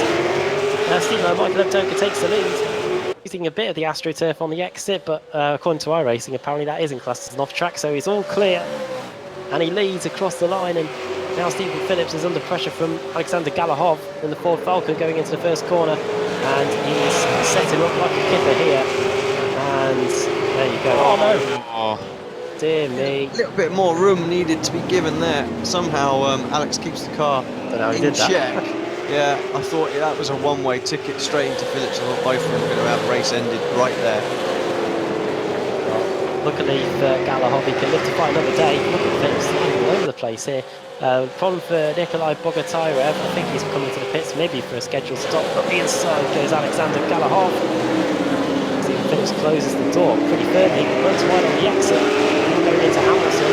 It's left-hander here. More contact. They're running very, very close here. Car 46 and car 67. No quarter given at the moment, is there? Oh, take that! Getting a bit messy now as well. Come on, guys. Lean on each other by all means, but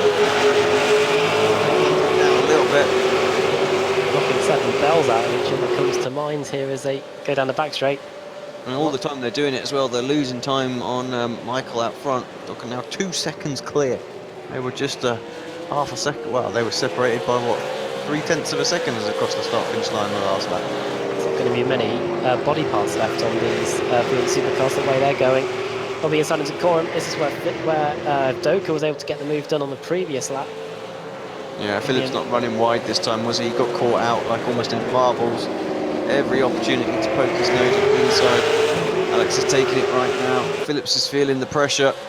Just needs to sort of drive his line. So he's being forced to go defensive literally everywhere at the minute, and that's just slowing him down more and more. And this is where we have a huge pack behind him now. He's moved about a few times on the straight there. Pushing the limits here, isn't he? Here he goes. Galahov on the inside, doesn't make the corner, and that's ended in disaster. And I think, Alex, that was always going to end in tears. Yeah, I'm afraid so. I think that was inevitable. It was a bit of a risky move. It totally relied on Phillips seeing him come in and knowing that he wasn't going to make the corner. And I think Phillips was just like, well, if you can't get the car stopped on the inside and not run out wide, well, we're going to make contact. And yeah, that was two very stubborn drivers there.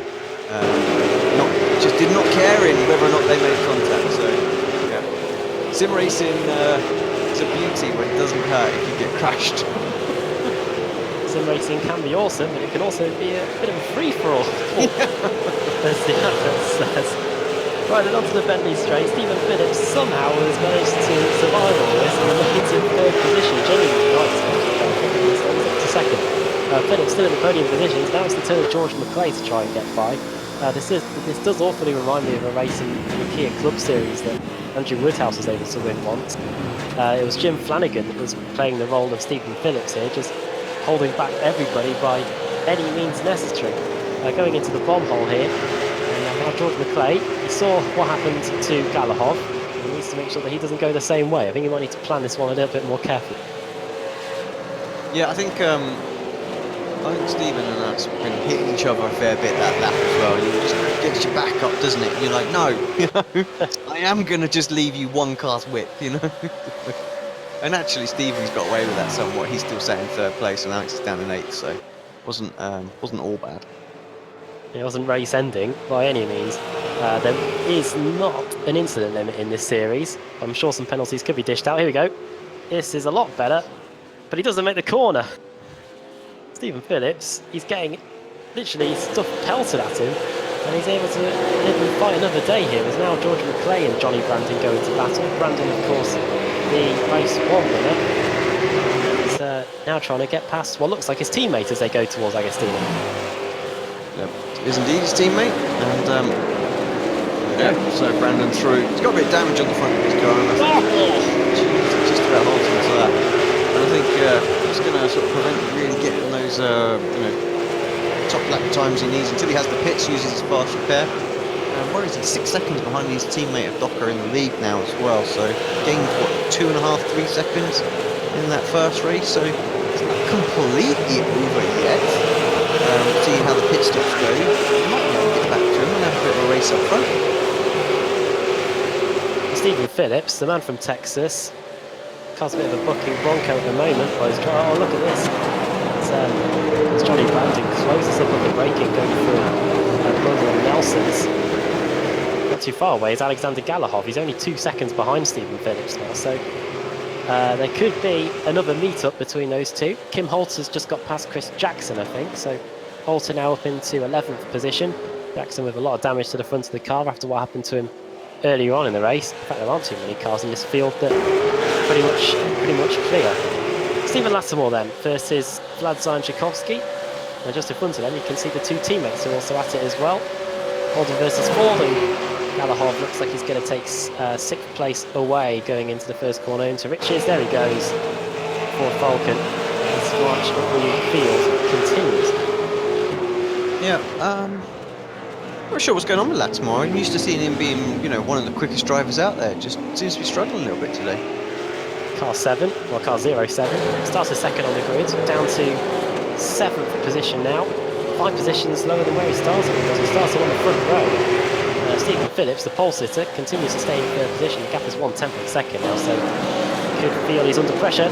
And there's contact again with the cars trying to get by. And this time it sticks. Brandon is still in third place. It looks like George McClay is going to try and follow him through as well. And you can bet your bottom dollar that Stephen Phillips is going to try and stop him by any means possible here going into Oggies. Just needs to stop the hemorrhaging right now, doesn't he? Since he's running wide here and there, he's got a bit of damage. He's probably not helping him now. The whole front left wheel cover's gone. Now McClay, he's picking up the toe. He's probably got a much cleaner car and better aero, better straight line speed. And now here comes Galahov, and we've got round 2 potentially coming up here. Here we go, going into the bomb hole, and Phillips, there you go, straight away. Yeah, instantly defensive. I think that's going to be a bit more forceful this time, if I'm brutally honest. Won't mess around, just want him out the way. Oh, he did There hit you him. Yeah, strategically done, I would think. I don't think he intended quite like that, but it was just a little nudge to get the inside line there more than anything. And the resulting factor there, so goes flying off for Phillips. Too much contact with the wall, but unfortunately for Stephen Phillips, that is him down to 10th position. Quite a field, to be fair. He can go off and only lose that much time. And he's now back inside the top 10, so it isn't all bad. Race order then is Johnny Brandon is now in third position, Michael O'Doka lead, second Jamie McKnight, third Brandon, fourth McClay, then it's Galahov in fifth. Trying to get these positions back. It's now the turn of McClay to act as the defender. Galahov's a man on a mission here. Seems to have had a good opening race, wants to get it done here in race 2. He's already trying to find a way past the Bodak liveried car 31. George McClay started 10th, had a good race himself, 6 positions gained. He's trying to get past the flying Ford here, going into the right-hander here and onto the Bentley straight again. This is lap 12 of 34. There's a couple of other little battles going on a bit further down the field. Clyde and Michael Bloom, and then we've got Valley and Kip Stevens behind them.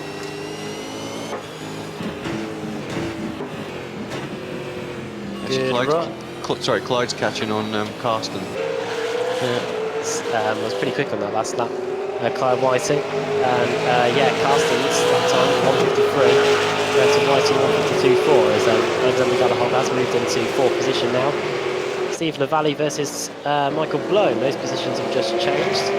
Looks like Michael just moved out the way down the back straight there, and that is Steve now through into 15th position. He's cracked the top 15 here. Steve, 11 positions gained as well. David Dantar. Sorry. Just watching the replay of the overtake there for Galahov, and both cars are very, very sideways coming out of the exit.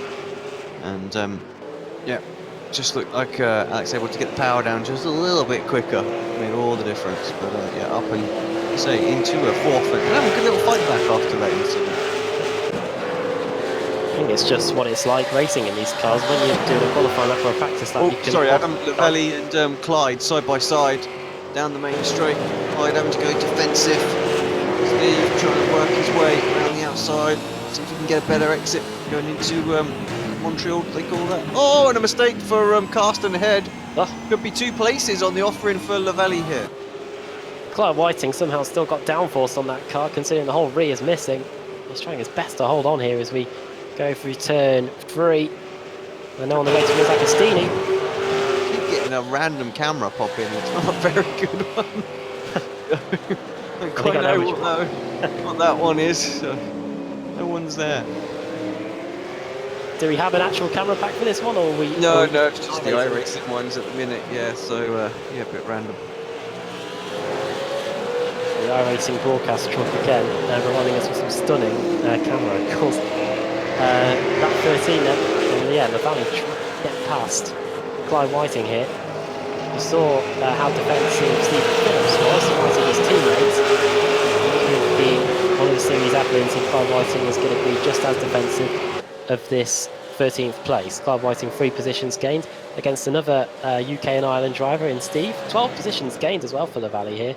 He's had a very good second race, and we're nowhere near the pit stops yet. In fact, if you've managed to stay on the island during the entire race so far, you probably have had a good race, Alan. Yeah, I think so. If the car looks pretty clean, tends to, you tend to move forwards than backwards. That's for sure. You've certainly done that here. Just behind Steve as well as Michael Bloom. Oh, that was another car that hit the sausage curve there. That was Steve LaValle, and loses a bit of time on the exit. Once again, the road camera keeps coming back at us. What are we getting? Are we getting lovely shots of trees, or? No, just the chicane, I think. Oh. So, yeah, not a good one. To Wilson here, formerly known as Montreal. Of course, before the 300 layout was made, this was just a 90-degree right onto the what's called the Revit straight. Really short circuit, Snetterton, until the dawn of the, what do we call this decade, Alex? The teenies? Oh, well, yeah, I guess so. I No hadn't idea. thought about it, but yeah, I'm guessing so. Well, the 2010s, I don't know. Probably it's a more sensible name. Going into Agostino Bellin, this is turning into a 3-car scrap. Of course, after the spin of casting down at the Wilson hairpin, these cars have all gained a position as a result. So Clive Whiting's down in 13th place, and Steve LaValle's in 14th. Gap at the front, battle for second place is actually beginning to heat up. Only a few tenths of a second between Jamie McKnight and Johnny Brandon. Brandon was nearly a second quicker than Jamie McKnight on that previous lap. The Holden, and into the pits comes Jamie, so he's coming into the pits now. Got to get that car slowed down to 55 kilometers an hour. I think he looked like he did so, and yeah, he's going to get a fast repair, get some fuel, get some tyres, and he'll be on his way. Yeah, it needs to be quick. Get. There's his repair, new car. We can just see as everybody comes screaming past. Who else is that in the pit lane? Is that Nubis? Lattimore. Lattimore, yeah. See what kind of pit stop times we're going to be getting here. About to reach 20 seconds. Probably got a clock on your screen. So we're approaching half a minute here. 25.2 seconds for Jamie McKnight, and he's away. It's quite a long one, longer than I thought it might be. But yeah, obviously needing every ounce of fuel and everything in there. See if we can get any comparisons. Lattimore was 24.5, so it looks like similar sort of strategy for him. Chris Jackson has also come into the pits, had a bit of damage. Interestingly, Stefan Nobis is right in between McKnight and Lattimore. He took a very early pit stop 9 laps ago, 10.8 second stop. Don't know if that means he's on the same, he's in the same position to them, or whether he's just off strategy. But yeah, that could be interesting to see as the race progresses. Good battle now for the final spot on the podium. Just what I was about to allude to. Yeah, exactly. Very, very good. McLean not giving up on that position after Alex got past him. Yeah, lap times last time around, McLean was slightly slower than Galahov. We'll see if he's able to stick with him. I wonder if this could be the beginning of everybody coming into the pits. We'll see if they come in as they go through the final corner now on lap 15. Quickly approaching the halfway mark here. Lap 17 of 34 isn't too far away. Both of these drivers stay out. Galahov in third, McLean fourth. Zajakovsky, Vlad Zajakovsky in fifth. And sixth is Damon Ganter. Then seventh is Peter Bingham. A relatively clean Holden Commodore. And then eighth is Stephen Lattimore, still going. Sorry, eighth is Stephen Phillips, say. Then ninth, Kim Holzer in 10th, Clyde Whiting. Of course, some of these drivers gaining positions while some of these drivers come in to make their pit stops. So we'll wait and see when the rest of them decide to come in here. I guess with the V8 Supercar, Alex, it's one of those cars that does have an open book in terms of strategy choices here. We always see a lot of different ones, don't we? That's the thing. People coming in a bit earlier, them trying to stay out really late. So, yeah, I think there seems some variety. I mean, Nubis and Nikolai are both sort of, let's say, in the teens as far as the pit stop goes, and the others are sort of in the around the 25 mark. So, definitely some alternate strategies going on at the moment.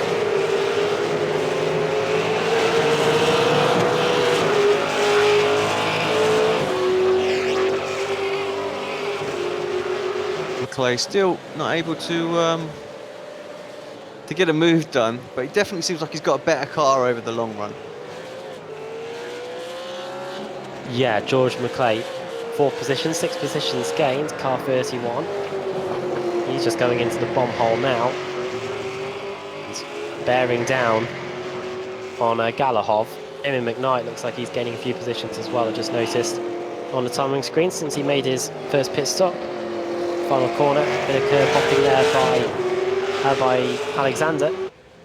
And into the pits comes second place man, Johnny Brandon. So it's going to be interesting to see where he comes out in relation to Jamie. Of course, these two are battling before the pit stops began. I wonder if Jamie might just have used the undercut to perfection. He stayed out an extra lap longer. See if he's able to benefit as a result. Yeah, where is Jamie? Here he is. We're looking for sort of a 25-second stop for Brandon. So we're going at the moment 22.8, 24.6, 26 seconds. This is long. He's away. So McKnight, it's going to be very close, but Brandon's just going to hold on, isn't he? Oh, it's going to be so close. No, he's not. Doesn't quite. Yeah. Through goes Jamie McKnight then. That is effective second place for now anyway. And what this has all resulted in is Brandon being behind by about 1.8 seconds. So that is the swing with the fresher rubber. If they did take tyres, I think they did. Yeah, I'm pretty sure they did with that sort of stop. Been a big difference. Cars also in on this lap. We've got Kim Holters coming to the pits. Steve Lavalle's come in as well, so he abandons he puts his battle with Clive Whiting on hold for now. Michael Blow also in Michael Frost as well, Johan Venter. A few cars coming in on that previous tour, but cars 1 to 9, 1 to 8, all yet to come into the pits. So, now speaking of which, here comes our leader, Michael Avdoka in car 989. Not had much issues, was runner-up in race 1, car looking pretty clean, car gets jacked up, and I think he can afford to take a bit of time because he's already got a big lead here. As into the pits come Galahov and McClay. They take their battle from the track into the pits as well. Bit of a slow entry for McClay, if I'm honest. It's a good pit stop.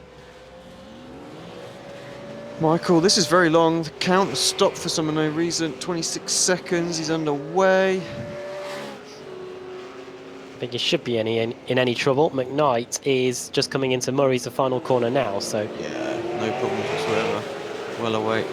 Clay, though, is going to be left. I did say a very slow run up there for George McClay, and see as well, Alexander Galahov has been able to gain on him by about a few seconds. A much quicker pit stop by Alexander Galahov.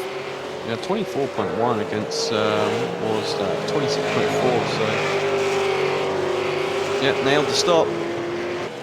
Just much better entry into the box. Whiting and Kip Stevens also into the lane. Guys, we'll get the back of the car back on, I think. That should help him. Brand new car for Clive Whiting. See where Steve Lavallee is actually. He's just coming into the final corner. Of course, these two are battling before.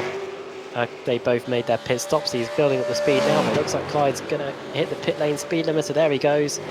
Could be pretty close actually, because Steve's going to be carrying the speed. I think Clyde has got the position, so Clyde maintains his advantage over Steve Lavallee for now at least. He rejoins in 16th and Steve in 17th.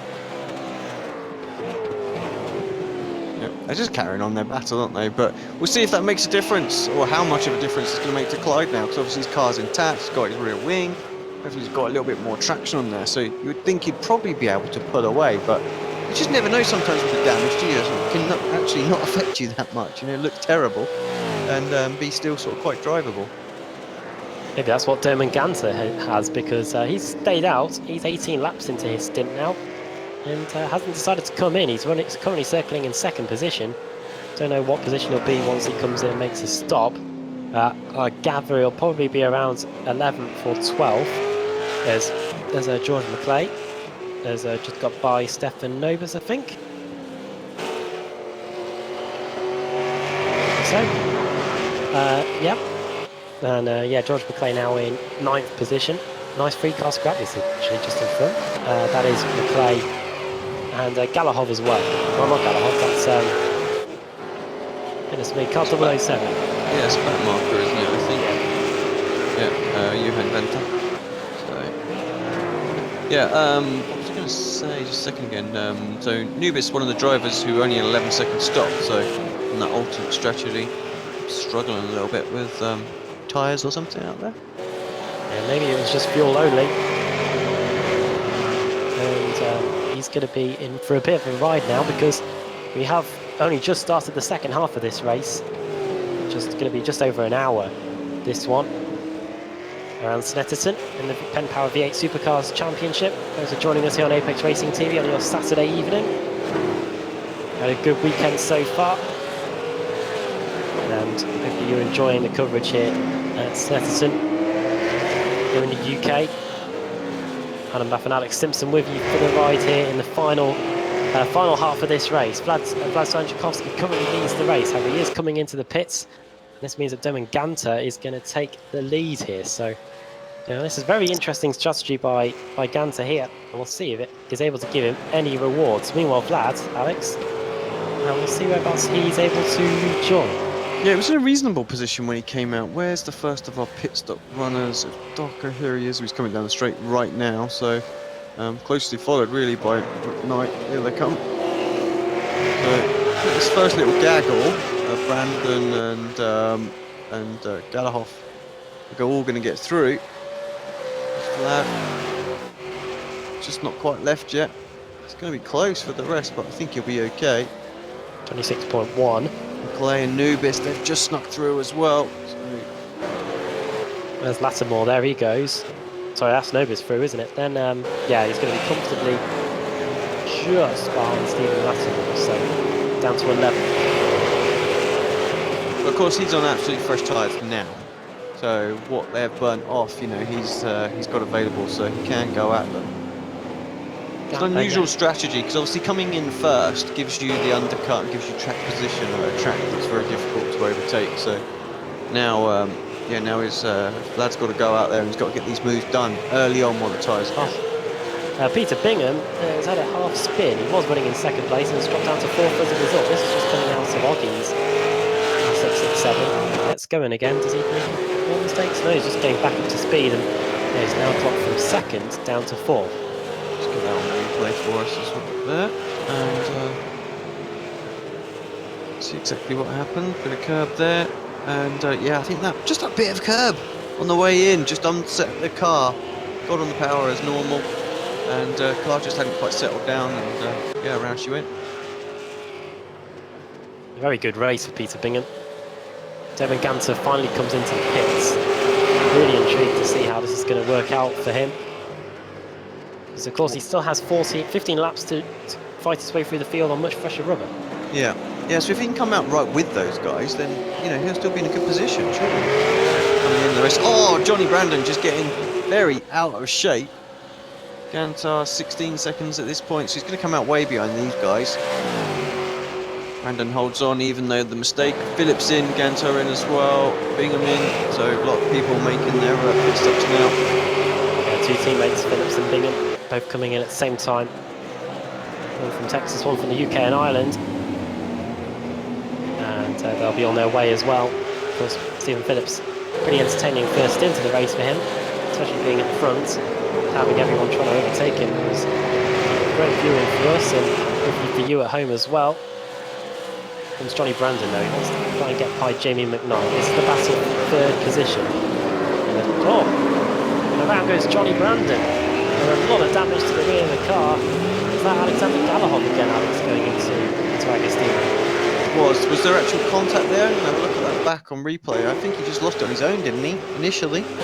Oh no, I got absolutely slammed going in. Yeah, a lot of damage to the front of the car as well. It's focused on McKnight, couldn't quite see it, but here we go then. We should see that on the replay. Oh yeah, absolutely, like you say, complete and utter smash. Mistake really from Alex. He was patient and letting Johnny get going to maintain his position, but yeah, he's lost the entire sort of rear like we saw from Clyde earlier on, but actually doesn't make that much of a difference to overall pace, because Whiting with the repaired car still able, well, he's holding off Steve Valley, but he's not pulling away now, so he's not gained any time really by having that back, so just a little bit of a balance alteration, I think. We saw what happened to Katie Rose Taranto as well at the start of the race, going into that hairpin as well. Seemed to catch a few drivers out. Here comes Galahov though, down the front straight, pulling alongside. No quarter given by both of these cars as Brandon tries to ease the Russian out to the outside. Going to try the inside here. It's tried before and it hasn't worked. See how late on the brakes, almost a little lock up there by Johnny Brandon. This has allowed Jamie McKnight to pull away quite a bit now. He's in a pretty comfortable position. Got a bit of lap traffic in front. That is, I believe, Johan Venter or Bill Spitzer. It's one of the two, I think. Into Agostini. Again, Brandon covers the inside line. Austin Galahov to go to the outside. Now's all that PenPower down. See Johnny Brandon swirling about, trying to find a grip of these really powerful V8 Supercars. Galahov still has to struggle and try and find his way through. They've got to get through the lap traffic there. There they go. It was past car 957. I think that was Michael Frost. And now onto the back straight they go. And even though this is short straight, it's really difficult to get the overtake done into the really fast left-hander here. Yeah, I think again it's just the short straights, isn't it? It's very, very difficult. You know, if you get the car placed well, you can defend Brandon trying. I think Brandon's suffering with a lack of straight line speed of all things after losing his rear wing. But it seemed all of a sudden a lot easier for Love to get those moves done, get that run. It's extreme, more of an effect. And yeah, McClay, he's going to be next up, I think. So yeah, Brandon, I expect him to slip back. He'll be a bit gutted. Let's see if he can get a good run here. He needs to almost respond, doesn't he? Straight away, I feel. Can't let him build up any lead. Did get a good run out of the final corner, to be fair. He's amazing, yeah. He's losing time, though. He's losing just speeds, even in the draft. It's actually slower, so yeah, that damage at the back has made a difference. Somehow it has. You'd think he'd be struggling to turn into the corners with all that downforce lost at the rear. Well, if anything, it's actually slowing him down. Yeah, going through the Wilson hairpin, then Michael Blow has disappeared off the right. He's back again, or just maybe a little lapse in connection. But now we've got a free car scrap for the final spot on the podium between Alexander Galahov, Brandon and McClay. Yeah, thanks for calling it by the name. I've been calling it Montreal actually, but it is of course the Wilson hairpin now. It was renamed, wasn't it, recently after, well not recently, but after we lost Justin in that IndyCar accident. Yeah, what a great driver he was. Yeah, 3 years ago, now 2015.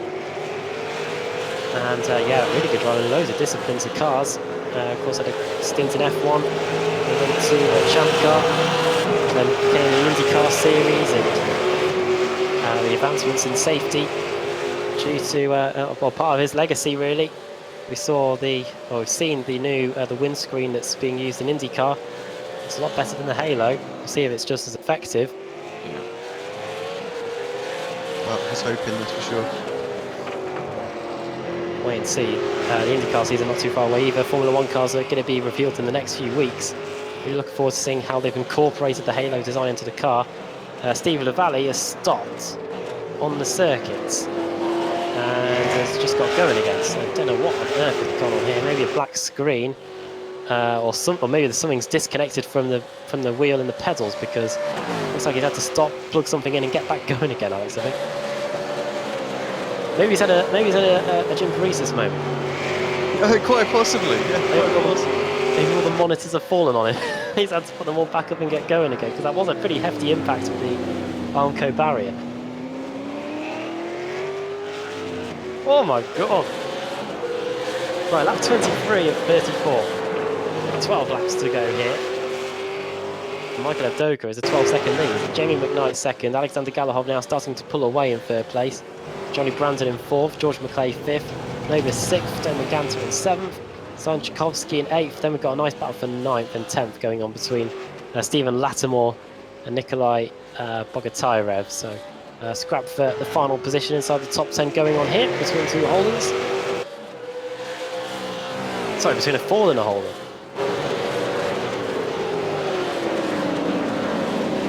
Running wide goes Lattimore. Gives Nicola the opportunity to get involved there, going into Hamilton. Looks like he was able to put the power down there on the exit there. Stephen Lattimore able to pull a few more tenths ahead of Vargatira there. But he runs off. Wide. This gives them the opportunity to stick the nose at the inside, going onto the Bentley straight. It's all going to be back straight line speed now. They both were able to put it down pretty well on the exit there. Somehow Lattimore was able to carry the speed around the exit. Maybe there is a bit of difference between the Ford and the Holden in straight line speed. I think they are pretty equal. They're exactly the same physics, aren't they, I believe? It's just the body shell that's different. I gather, anyway. It's almost like NASCAR these days. You know, I can't help but think that's how they should have done some of the other series. I know it's, you know, they like that authenticity, but, you know, when we talk about BOPs and stuff like that, sometimes it's just really irritating, you know, just make them the same. Like we did the NASCARs. Oh, late move for Jackson. Now that he's got his car fixed. Trying to get it done. Nikolai into the pit. It was a 14.7 second pit stop though, his first stop. It looks like he may have been out of sequence and he has been on his stint now for 17 laps, so did come into the pits earlier and now he's got to make sure he gets home. Yeah, you are right. Yeah, NASCAR these days, they pretty much all are the same car. Probably the only difference is probably the engine and the I'm more referring to iRacing specifically as well. You know, I would have thought they would have done them very similar to how they've done the sort of Gen 6 cars. You know, they're the same. These cars are the same. They have no issues with BOPs or anything like that. You know, and I almost feel like they should have done the same with like some of the GT3s or the GTEs. You know, they can look different, sound different, but under the hood they drive the same. You know? Probably would have opened up a bit more choice as well. No one's going to pick the BMW these days, are they? No. Well, apart from the time when it won the Blancpain GT series, I think that's probably the crowning glory for the Z3 in this, or the Z4 in this championship. Right then, lap 26. It looks like I'm just trying to pick out battle here, Alex. About the fourth place is still going strong between Johnny Brandon and George McClay. Both are good races as well, to be fair. Brandon 9 positions gained and George McClay 5. Good one here. Clive Whiting is now on his own, and Steve Ravalli has had that crash. And now really on his own now. Cars are out of the race, got quite a few. Brenton O'Brien, big crash for him. Tony Kloosterman did the necessary laps needed to get classified and get some points. Left, Anthony Woodward as well out of the race, Richard Warmingham, I think had a connection issue. Bill Spitzer 2 laps down, Johan Venter a lap down and Michael Frost a lap down as well. Petey Rose Taranto had a big crash and was able to get a fast repair, I believe, and carry on. It actually didn't need a fast repair really, it was Brenton O'Brien that bore the brunt of the contact on the opening lap.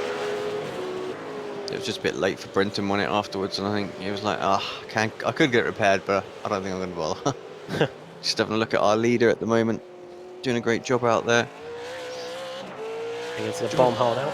Yeah, I was going to say, maybe you want to take us for a lap around here. You know, the corner name's better than me, so when he comes around, start-finish line, we'll jump on board with him. Yeah, let's jump on board with the Holden Commodore of Michael Evdoka, second in race 1, currently leading here in the feature race of race 2 in the PenPower European V8 Supercars Championship. Then over the front straight we go to start our lap. Building up to 240, 250 kilometers an hour as we get on the brakes. Down to this really long right-hander, following the inside, hits the second apex nicely, that was Rich's. And then brake just before the 100-meter marker board into Wilson, this right-hander just misses the sausage curb on the inside that can really unstable the car, as we found out tonight. Going into Palmer, this long left-hander here, really does allow you to set up the car in front if you were battling for position. Doesn't use any of the AstroTurf on the exit there. Michael Evdoka taking it all under control here, going into Agostini, the slowest part of the circuit.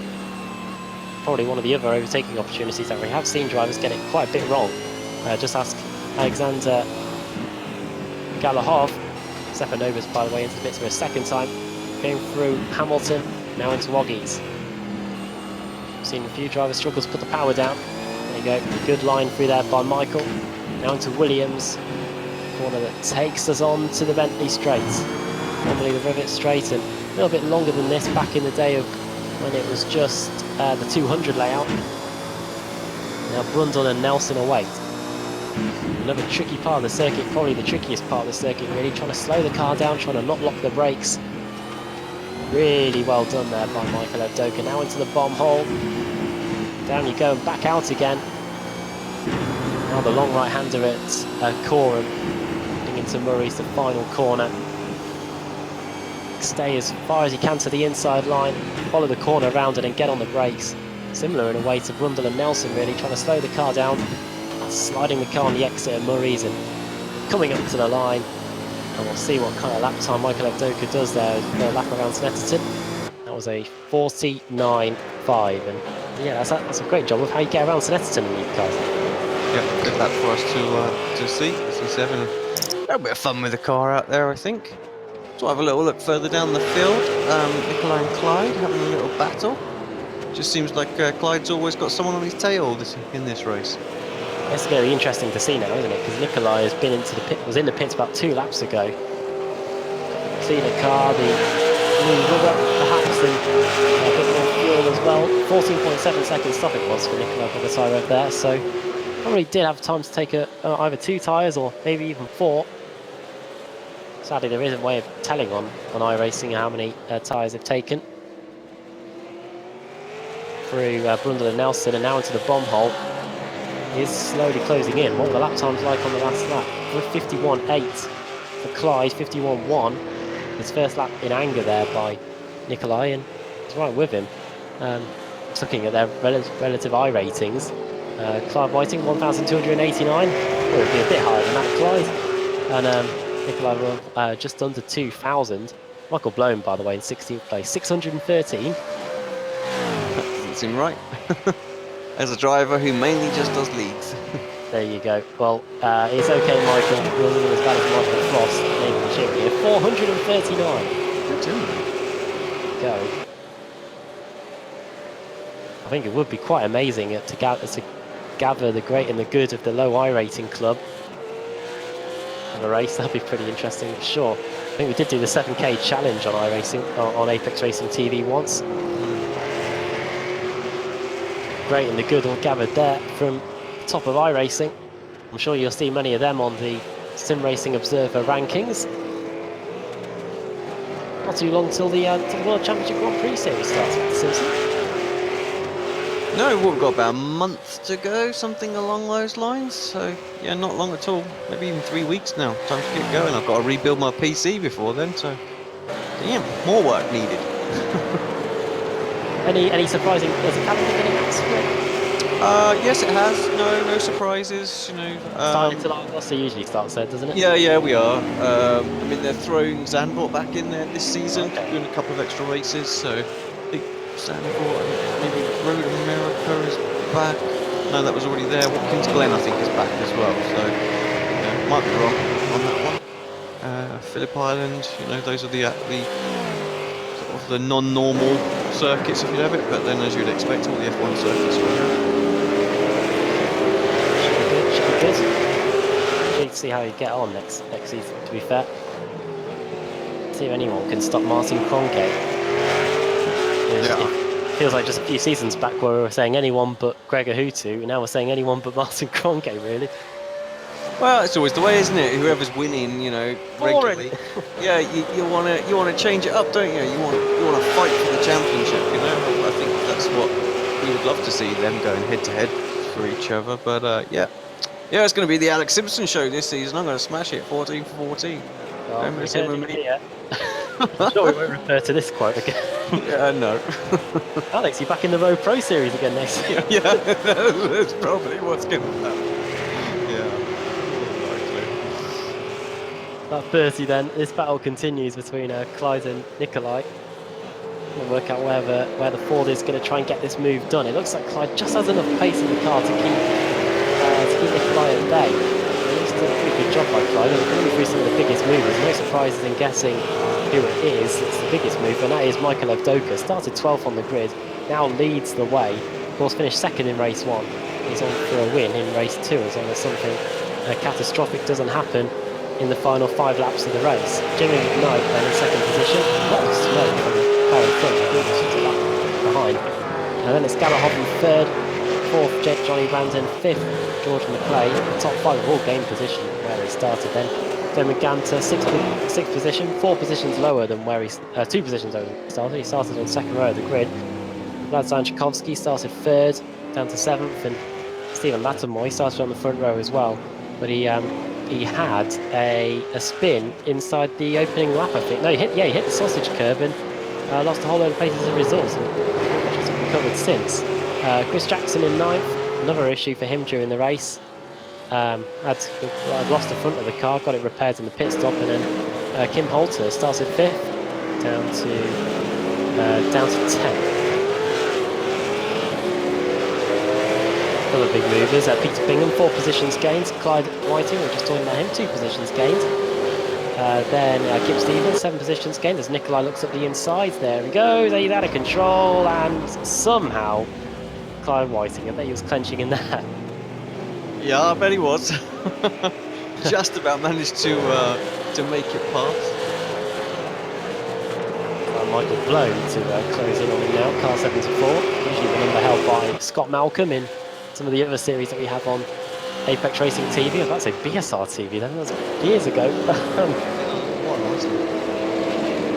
Yeah, this is our 5th working together, the 3 of us on Apex Racing TV. Can't work out how many races we've probably done since then. It's crazy. Yeah, Michael Blown in 16th place. Of course, this PenPower V8 Supercar Championship has been going on Apex Racing TV now for probably the best part of a year. Slightly more than that, actually. But yeah, Michael Blown in 16th place, Kip Stevens 17th, 18th Carsten Peachman, 19th is Katie Rose Taranto, the last car on the lead lap. We've got Stephen Lavallee. Looks like the damage has been a bit too much for him. He is in the pits for the 2nd time. He's been in the pits now for a good 3 minutes, so looks like the car has been crying enough, and he has now dropped down to 23rd position now, so it could get worse because there are still quite a few cars that are a lap down circuit. So shame for him, because he was battling with Clive Whiting at the time. He was on for a top 15 finish. Just looking up some information, 1,108 videos were published, and I would say a good 70% of those are streams that we've done together. Yeah, we started the BSR-TC on Apex Racing TV about mid 2015, so we're only missing a good 20 or so videos, I reckon. Maybe starting about 60 that are on the BSR TV channel. Yeah, we covered the iRacing Road Pro Series since then, and quite a few special events, plus the MX-5s, the old Club Series, the World Series as well. The Club 73 Touring Car Championship. Hopefully that's back in the not too distant future. The Supercar Championship, the Ritmatech Sports Car Series on the Monday nights. Well, the new Ritmatech series obviously starting next week as well.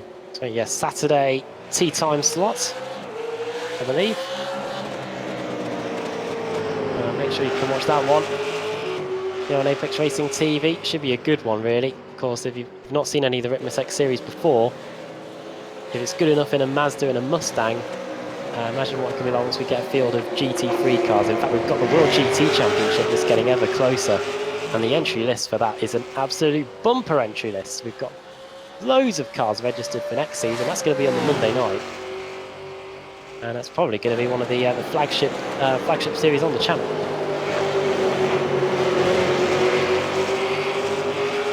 As this one is as well.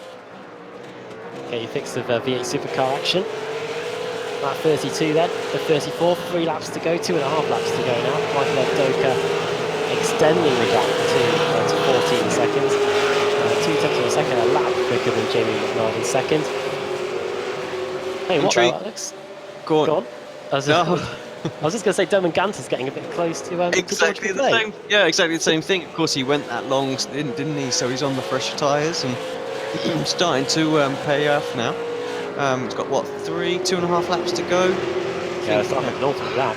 He's not got long to make it happen, has he? You know, really needs to done. But he might be able to get him, and he might also be able to get Brandon. I feel like Clay is kind of protecting Brandon with the damage that he's got. So if he can get by Clay quickly, he should have a good shot. We saw how easy Gallagher was able to get by once he got the run, because just the car's just not quick in a straight line for Brandon. They probably are in communication with each other on the Discord, but we'll wait and see. I do reckon that Ganton may just have enough here to at least get past one of them, get himself a top 5 finish after starting on the second row of the grid. Probably take that as well. Pitted 12 laps ago, but George McClay, his tyres are about 3 laps older, and even older with Johnny Brandon. We'll wait and see if he's able to get by. Just further up the road is Alexander Gallagher. It's not too far away either. It might be just a bit out of reach for Dermot Ganter here. 1.5 laps to go as they go into Oggies. Right-hander here, just after Hamilton. And then into Williams onto the Bentley straight. Last time around, McClay did a 50.1. Johnny Brandon, to be fair, put in a 49.3 with damage to the rear of the car. Maybe he senses it is their go time. Sorry, very slow. Recovering back to the circuit, the pair of them. What's gone on? Well, oh dear, I've just had a look on the replay. It's Nobis up the inside. Oh, it gets on the sausage curve, and that's what happens, and it sends him into Phillips. And then they both spin. Yeah, just about to watch it now on the replay. Up the inside. Yeah, like, just how many times have we seen just a couple of little odd bumps, you know, and bounces. Usually these cars just absorb those curves, no problem. Right, we're on to the last lap, and Ganter, if he's going to want to pick up a top 5, he needs to do it. It just doesn't look like he's able to get close enough. Lap times are so consistent. Brandon pulling him away from his teammate as well, so got no chance of moving further forward. Maybe Brandon's got more opportunity to get by Gallagher, and big moment for him as well, coming out of turn 1, and yeah, just the pressure's on, I think. Well, amazingly, Johnny Brandon's tied for the oldest of him, Gallagher, McClay and Ganter. It's Jamie McKnight's, which are the oldest of anybody's, and he's quite a way up the road now, so I think he's untouchable. But yeah, Johnny Brandon mounting a late race charge. Fuel 49.4, half a second quicker than Alexander Gallagher on that last lap. And still, Dermot Ganter is putting the pressure on McClay. Half a lap to go. Slowly running out of time here, and there isn't too much in terms of overtaking opportunities once they get off the Bentley straight. So I reckon these positions may be safe unless something dramatic happens in the final few corners, such as drivers running out of fuel or making a mistake. One person that hasn't made a mistake today is Michael Evdoka. 11 positions gained. The car looks impeccable. Even with the fast repair, it probably looked pretty clean then. Now the final corner becomes a second place in race 1 and a win in race 2. He's loved it around here at Snetterton today. And Michael Evdoka wins race 2 of the PenPower V8 Supercar Championship here at Snetterton. Second place is going to be Jamie McKnight. Looks like it's going to be Alexander Gallagher that's going to get the 3rd position, the final spot on the podium. 4th will be Johnny Brandon, and it's going to be close for 5th, but I think it is just about going to be George McClay, who powers out of Murray's, crosses the line to take the final spot inside the top 5. Damon Gantar in 6th. And then here comes Vlad Zajankovsky to get 7th position. And then Stephen Lattimore will be 8th. Chris Jackson 9th, and then a little way back is Kim Holzer in 10th. Nubis and Phillips having a good little battle here as well on the final lap. But yeah, any battle's a good battle if Stephen Phillips is involved after what we've seen today. Lots and lots of debris on the circuit being kicked up. It's amazing how the dust just doesn't get cleared. Final corner then coming up here at Murray's. It's going to be a very brave move there as Phillips really covers the inside line. I think if Novus had attacked that final corner differently, he might have been able to have got a run there on Stephen Phillips. But anyway, P11 for Stephen, and then 12 for Stefan Novus in the end. Peter Bingham, Phillips' teammate, is going to come through and take 13th place, and another teammate, Clive Whiting, is just going to hold off Nikolai Bogotyrev. They're both very close to each other again, so Nikolai, no issues getting onto the back of Clive Whiting again. He just had an issue getting past him, and an issue he wasn't able to solve. Whiting 14th, 15th for Nikolai, and Michael Blohm coming across the line 16th, and then the last car on the lead lap is going to be Kip Stevens, who takes 17th position.